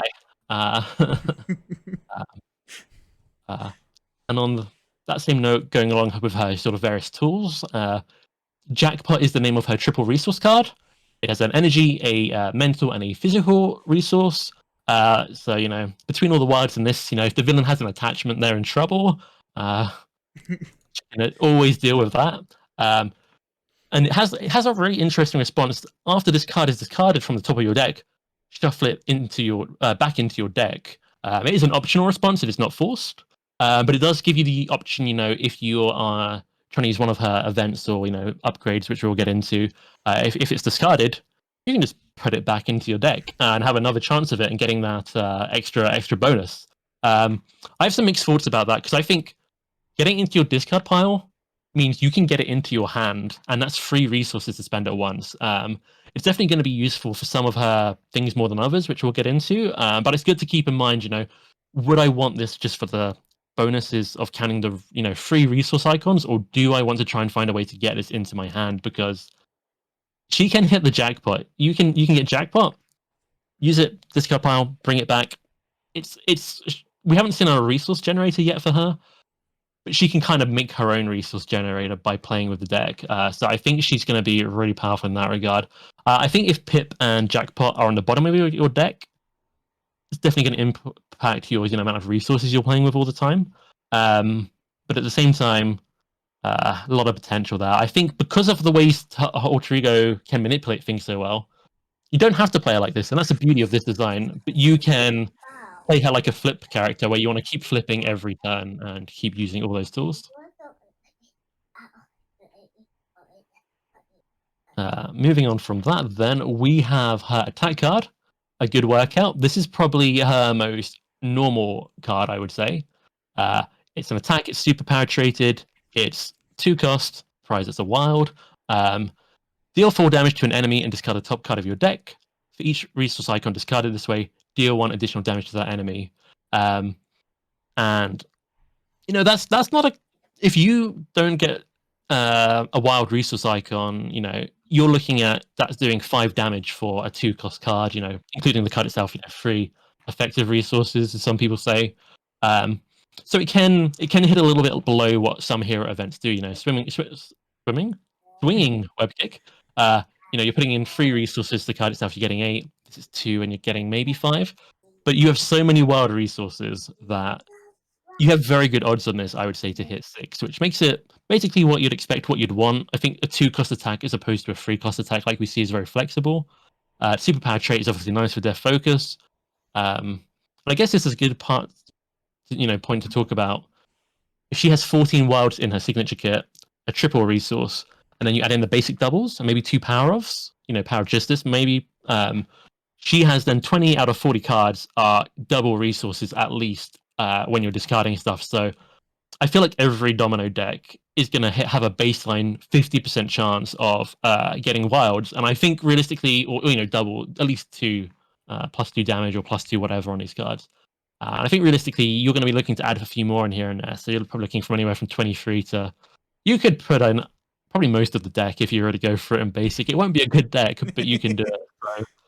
So, when I see deal 4 damage, discard from the top of your deck. For each resource icon discarded, gain 1 additional damage. I'm thinking of it less as gain 1 additional damage per resource icon and more as probably going to average out to probably I don't know, it's a very fiddly number to work with, but somewhere probably 1.7, you might get 1, but you're going to more often get 2. And I think the puzzle that introduces with her cards is that if you're trying to take out a minion, do you try and leave it down to luck to remove it, or are you going to try and overshoot it to guarantee you beat it? I think that's a really interesting puzzle and decision point.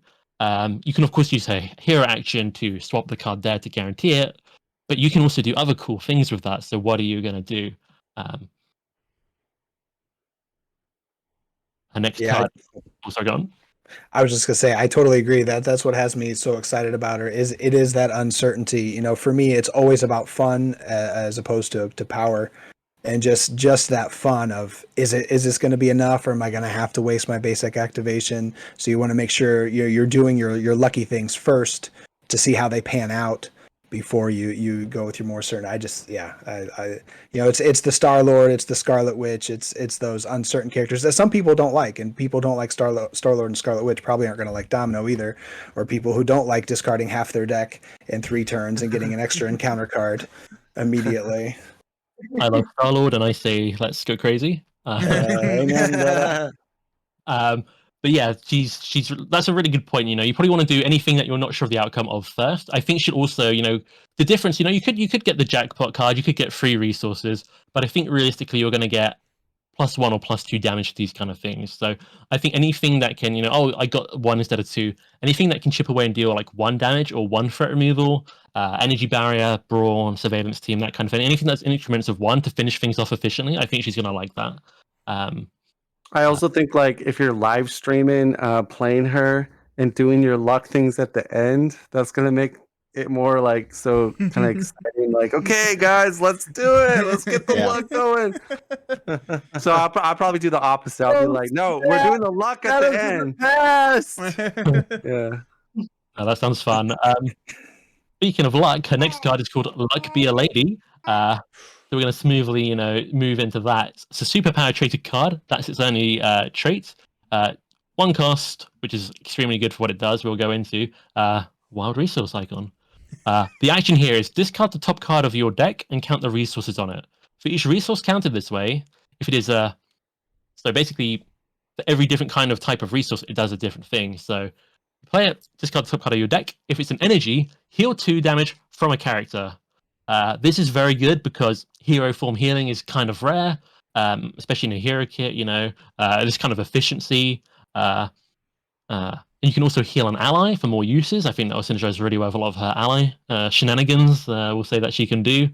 Let's heal a character. You could heal the villain. Don't recommend. Unless you're feeling very lucky. The next one is, mental resource. It says remove 2 threat from a scheme. Pretty self-explanatory. Physical resource, deal 3 damage to an enemy. Pretty straightforward as well. But the wild one says choose one of the above.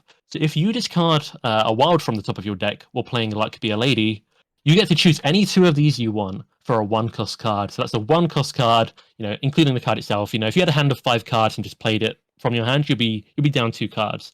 But for 2 cards to be able to do like 6 damage, remove 4 threat, heal 4 from a character, extremely, extremely strong. I think this is, from looking at the numbers on the cards, we're not sure if she has 1 or 2 of these. I would say maybe just 1. But it's very hard. You think so? I'm hoping for 3. This is the Hex Bolt. If this is a free cost, she is. I've already, spoilers. I'm putting her pretty high in my prediction for the tier list just because of the way she can, the magic word recursion. But if she has 3 of these, she's in a very strong position. I think we know she doesn't have 3. There are numbers on the cards within her kit. This is 5th out of 15 is the first one. But we can see the unique cards in the expansion, and this is 41. And we can see by the numbers that there's another unique card between this and I think Jackpot. So I think she'll at most have 2. So it'll either be 2 of this and maybe a defense or fort event, or it'll be 2 of those and just 1 of these. Darn it. Yeah. I hope she has 3 though. I hope we find a way. If I'm playing Mutant Education, she has a lot of good cards, but she can run Mutant Education as a mutant, and she can put Be a Lady back into her deck. So that is an option. You can definitely cheat the system and get more than you're meant to have. I think that concludes her events. They only showed 2 of those, but they're pretty good ones. I think a good workout. Her damage card is, it's okay. I think that's her least exciting card I've seen. It's just good. It's just a solid damage card. It's what you want. Luck Be a Lady is awesome. I think the healing, you can run Voltron decks and just heal the character. You can also heal your allies. You can play almost a support role with this card. You can do anything you want to. So do you think double resources are going to be good in her kit? I've got this impression that yes. Double resources is going to be super, super good. It's going to be interesting how the energy, genius, and strength play out, because if this ends up discarding energy, kill 2 damage from a character, and everyone's at full health, you actually might not get value in that regard. So I think both because of the power of this card, but also you might not be able to use what you get efficiently if it's not a wild. I think this card is going to be one of the main driving forces of using your hero action to swap the ideal card to be there. So you know what you're getting. Next up, I will go on to her upgrades. She has an upgrade called Domino's Pistol, but spoiler alert, there are 2 in the picture, so we're thinking she's going to have 2 of these.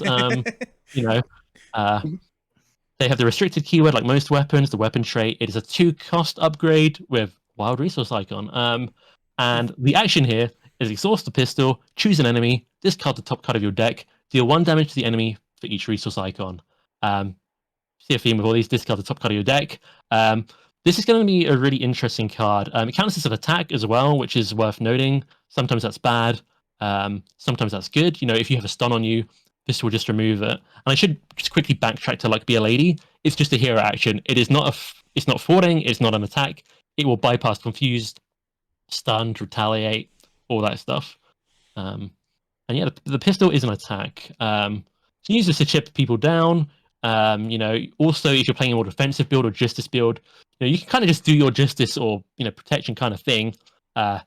Keep the threat down, keep the damage down, and you will just be able to add up damage on the villain. So this has a lot of flexibility. It's a little bit like some of I think Ironman's Power Gloves. Ironheart has a card like this. Every turn you can just tap it for damage. maybe a little bit like Element Gun that you don't have to give a resource to, a card to.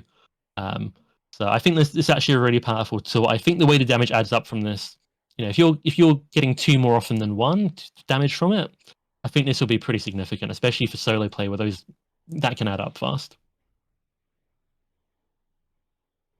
One of our most exciting cards is Probability Field. When you use a basic power, I should probably tell a bit more about the card. It's a 2-cost upgrade. It's a superpower. It's a wild resource. When you use a basic power, discard the top card of your deck. You get +1 to that power for each time you use this resource icon discarded this way. Long story short, every time you use a basic power, and this includes your recovery and alter ego, you get a +1 to it. And I think that's incredibly powerful because every time it's kind of like heroic intuition, combat training, armored vest, and half of a downtime, all in one. But on a lot of those, on the fort, your attack, defense, you might be getting +2 instead of +1. So she's going to have crazy stats. In alter ego, it doesn't count resources twice, that wild twice. So won't get double on the recovery, but still 4 recovery on a 9 health hero is you'll be back to full HP a lot of the time with that. So I think that's very strong. Yeah, I love that doesn't exhaust. Yeah. Crazy. I think if you can put readies into her kit, maybe like repurpose, you're just going to keep getting extra value. Very good card. Her last 2 cards are allies. They are the 2-cost Diamondback. She has the Posse trait, which both of her signature allies do. 1 fort, 1 attack, 2 health. Pretty weak, all things considered. I think we're looking at like clear in the protection aspect for a card like with those stats. But she has an excellent action. If you exhaust Diamondback and deal 1 damage to her, surprise, you get to discard the top card of your deck. And for each resource icon, you're dealing damage to every enemy. So in solo play, you're hitting the villain and maybe a minion, maybe a couple. In 4-player, if there are like, I don't know, let's say 4 minions out, or maybe more, maybe you're against mutagen formula and there are just goblins everywhere. She's hitting every enemy no matter who they're engaged with. You might even want to put Jackpot there, hit 3 damage on every enemy. So that's potentially just okay, but potentially devastating. So I think that's a really interesting ally. Where's her other ally? Her other ally is... It's all the way after the Play aspect her cards, again. weirdly. Voltron. Or, no, Voltron. Oh my gosh. Ultron. Yeah, Ultron will be great for her. Sinister 6, any of the Wrecking Crew should get you a lot of value. Her second signature ally, which is unique. She's the only, I should mention this, she's the only character with 2 signature allies. Really cool design space. We've seen a few allies, heroes without signature allies, such as Cable. Never seen one with 2. And here we have Outlaw. She's 3 cost, also 1 fort and 1 attack. But for your 1 extra resource, you get 1 extra health. She gets more interesting again as you look to her the rest of the card. She has the Posse trait as well, and she, surprise, surprise, Outlaw has the Outlaw trait. I guess that makes sense. And she comes in with Toughness and an interrupt that when she attacks, discard the top card of your deck. For every resource icon, it's +1 attack. So on average, more often than not, she's hitting 3 damage, and she's blocking 2 attacks. She's a very high value ally, I think. So she's very strong as well. And I think that is all her signature cards. She's got some other cards. She's got another in her pre-constructed deck. She's got a basic ally that's also got the Posse trait, White Fox. And she's a 3-cost card, 1 fort, 1 attack, 3 health. Her response is when she's discarded from the top of your deck, put her into play. So she's super high value if you discard her. And I think that's going to be one of something a lot of Domino decks are going to be aiming to do, because just getting an ally just for discarding her is crazy. Yeah. Also, I like Venom, or these characters that are discarding cards to search for a weapon or something like that. Start with White Fox and a weapon. Like there's a lot of other ways outside of just Domino's kit, because this is a basic unrestricted card. You can run this in anyone's deck, and I think like Domino's gonna love this ally. If Domino's at the table, she calls dibs on this ally. But I think there are a lot of other heroes that there's a lot of really interesting design space for this. Or if you're just running the Hulk ally, right? Like, can you luck into? That'd be kind of funny. I mean, there are a few heroes that can, manipulate the deck. I think Iron Man's futurist ability, he can look at cards in his deck and then discard them. Star-Lord, kind of like him. You can swap your card in your alter ego, a little bit like Domino's hero form in a way. So you can kind of set that up. So that's got potential. And the final card that I think is really relevant to Domino is a 2-cost event. It's a basic one. You put it in any deck, but it's probably Domino only. And the fact that it's called the Posse, and it requires you to you can only play it if you control at least 3 characters with the Posse trait. Hero action: heal 1 damage from each Posse character and ready them, and that includes Domino herself. So you can potentially have all 3 of these allies in play. Domino herself, ready them all up. She can use probability field again for stat boost, and everyone's healed. I think it's very powerful. Yeah, get another use out of Diamondback, all that AoE damage. Yeah, it's real good. And wild. Oh, yeah. It's a basic. Mhm. Because from like a solo standpoint, this feels like a winning card. At the right scenario, whenever you need to, put it on top of the deck with Pip, draw it, and you can win once you are built out. So she feels like a character that can play that the tempo, play the medium length game, go a little bit longer, or use this, focus on getting those allies out, and you can swing for a lot of damage. And I really like this design. I do find it interesting that it's basic, considering that we have 1 Posse ally that other characters can run that we've seen so far. And so that we've seen so far. So that's kind of interesting. I assume that means we will see more, but it would be probably kind of hard to not run this, or to run this in anybody but Domino. Yeah, I can imagine we'd see too many more. Ask people that know more about the comics aspect, right? Is how many more people are in the Posse? I have searched the magical world of various wikis, and I know there's at least 1 more. I can't remember her name, but there's over 1 more key member, and technically Black Widow was with them for 1 mission. I doubt we'll see her with it, but she technically was. That's what the wiki told me. All right, so if they give us a new Black Widow card and that other card, then maybe we'll have the 3. But other than that, this would only work for, we have a chance of seeing a basic ally version of Domino as well, I think. So if they did the extra one and a Domino, that would work. For another but you're character. Still so unlikely to run it. So it is. I'm with Nelson. It is rather strange that this is taking up a basic card slot that's basically should have just been her 16th card. Yeah, but obviously I think it's not gonna do that. So no, I would agree. I guess I'm saying in a roundabout way that I agree with Nelson. Yeah, I mean, it seems like it's made for Domino. There's no, there's no. Maybe she won't have a team up card, and this is kind of her self team up. I have no idea. Yeah, that makes sense. Yeah, maybe. And you know what? This would be an interesting way to continue the game, right? If you had certain people like this that proceeded, you don't have again. If I'm gonna go play a solo game, I'm not necessarily gonna play my team up cards. I might play a team up card if my wife and I are playing a game and she's playing Quicksilver and I'm playing Scarlet Witch. But if I'm playing Cyclops and she's playing Miss Marvel, I'm probably not playing that team up card. But that's me personally, because I'm probably not going to pull that card. Something that's interesting, if Domino does have a team up card, is she is going to be able to recur it, so she would get maybe consistent use when she has her ally in play. But we'll and again, as I've mentioned multiple times during this, I don't think that I fully grasp Domino. I think I have to actually play her, and then at that point, I will appreciate her for what she actually is.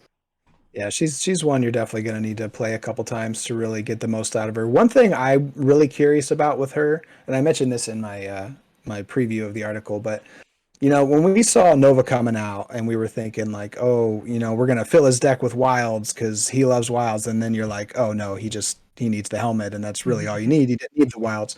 Here, you probably are going to want to put as many in as you can. So what I'm wondering is, with Ironheart, turned out it's really easy to get to level 3.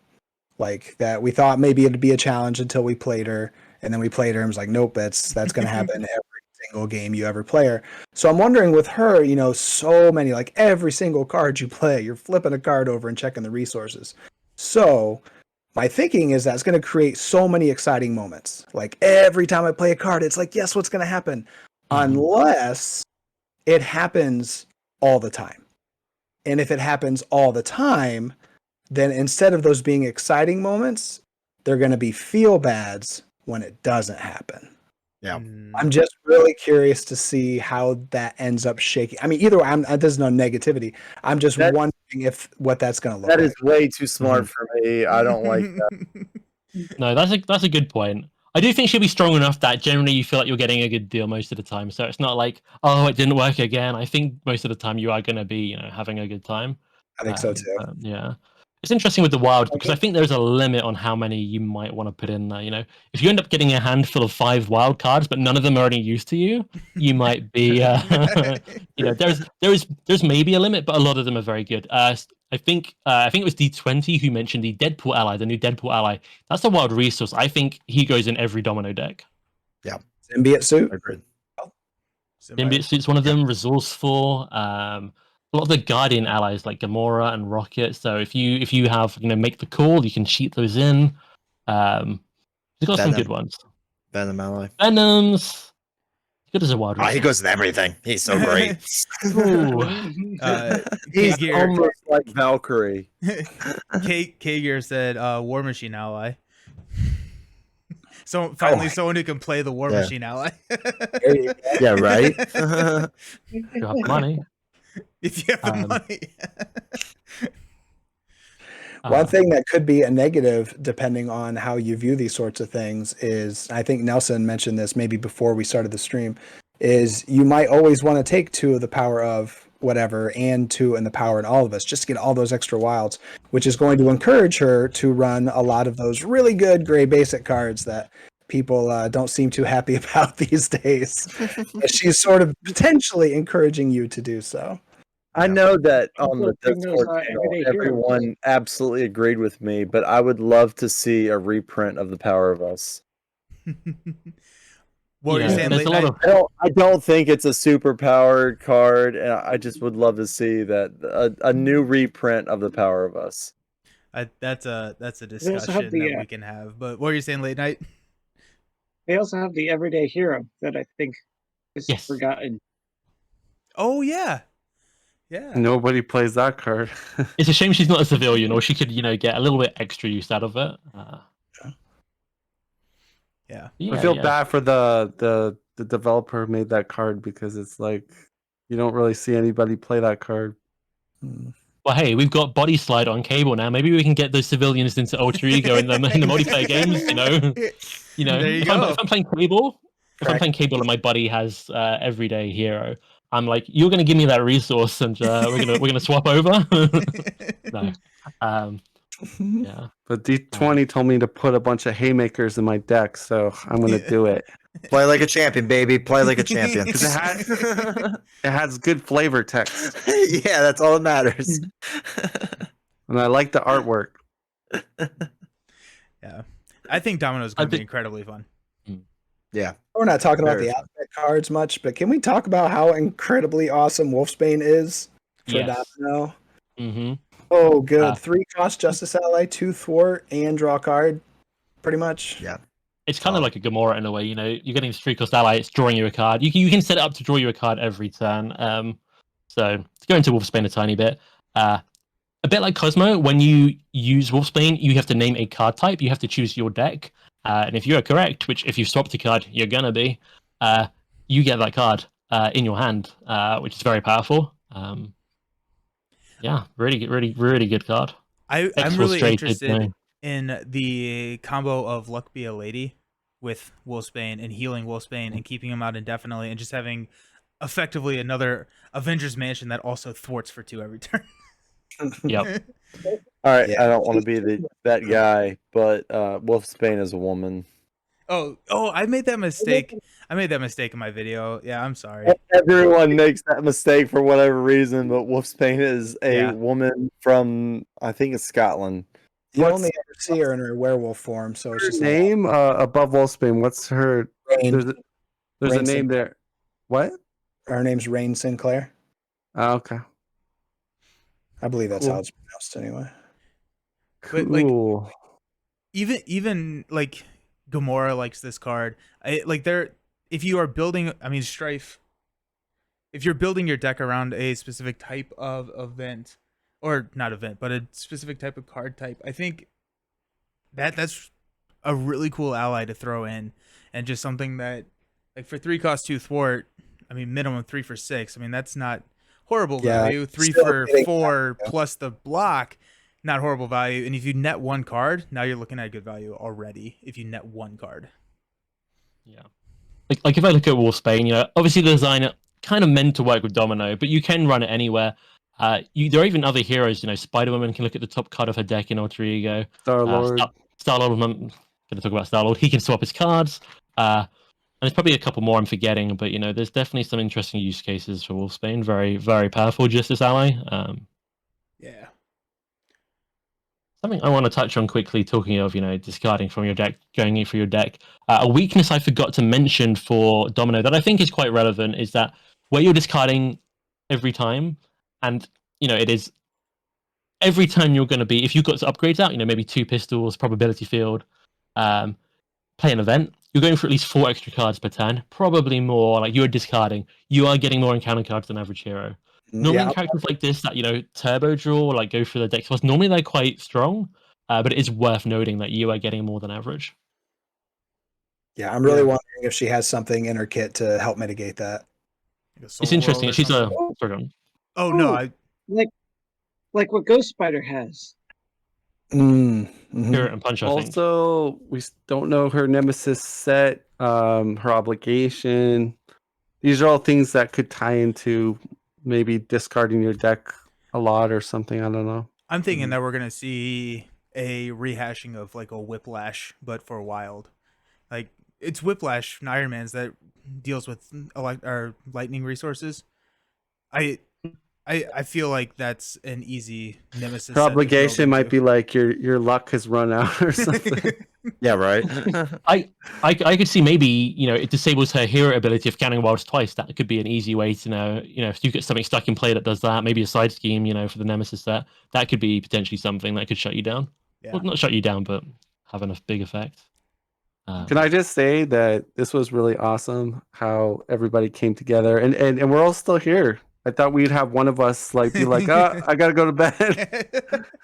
But As we all look at Villain. My nursing wife is literally looking at me this entire time for the last half hour, actually. I've no idea what you guys are talking about. It's really early morning here. I can go all day. Yeah, right. Yeah, Easy day. Let's keep going. bringing the team together. Yeah, but no, I appreciate all of you all hopping on. This has been a fantastic discussion. I've really enjoyed the different insights that all of you have brought, and it's can we been give- really cool to talk about. Can we the give game. VillainTheory, like, he filled in at the last second. Last he did second. So thank you so very much. amazing Dylan. job. Thank you. So good job, VillainTheory. Yeah, Thanks. It's all good. excellent. Okay, before we sign off, I do want to go around the horn one more time just to have everyone tell the audience who you are and where people can find you. We'll start up with Late Night Gaming. Yes, you will find me on YouTube, Late Night Gaming, and I have the emblem with the lightning bolts in it. Nice. Nick. All right, so if you want to find me, it's cnspartan. Again, I'm not going to teach you anything. I am purely for entertainment purposes. D20. D20 Woodworking, YouTube, Twitch. See you guys there. Descry. DescryGaming on YouTube. Find me there. Thank you. He's completely defeating Ronan, like constantly. Josh. Get Up in Game on YouTube. Villain. Everyone's going quick. I'm going to plug pretty hard here. I'm VillainTheory. You find me on Marvel CDB. You'll see my decks. I've been putting out some articles on Reddit. You know, if you look up my name, you'll see them on there. I've got ones for Domino, Cable, side schemes, and yeah, that's me. pretty soon we're going to be having to pay VillainTheory to be on our channels because you'll be No. just so big. Like, oh my gosh, you got VillainTheory on your channel. Ooh. Like, Wait, you guys don't pay him? He's been taking money from me forever now. Excellent. I am absolutely cheap. I don't know what you're talking about. And I am Nelson. This is Nelson All Over Cards. You're watching the channel. This is where you can find me. Thank you all so very much for hanging out. I am so pumped for this next expansion. If August could just get here a little bit sooner, I think we would all be a little bit happier. But thank you all for hanging out. I look forward to talking with you all. Join the Discord where we all hang out. That link is going to be down below. can I do the outro? Yeah, do it. We are champions. There we go. Love it. See you around.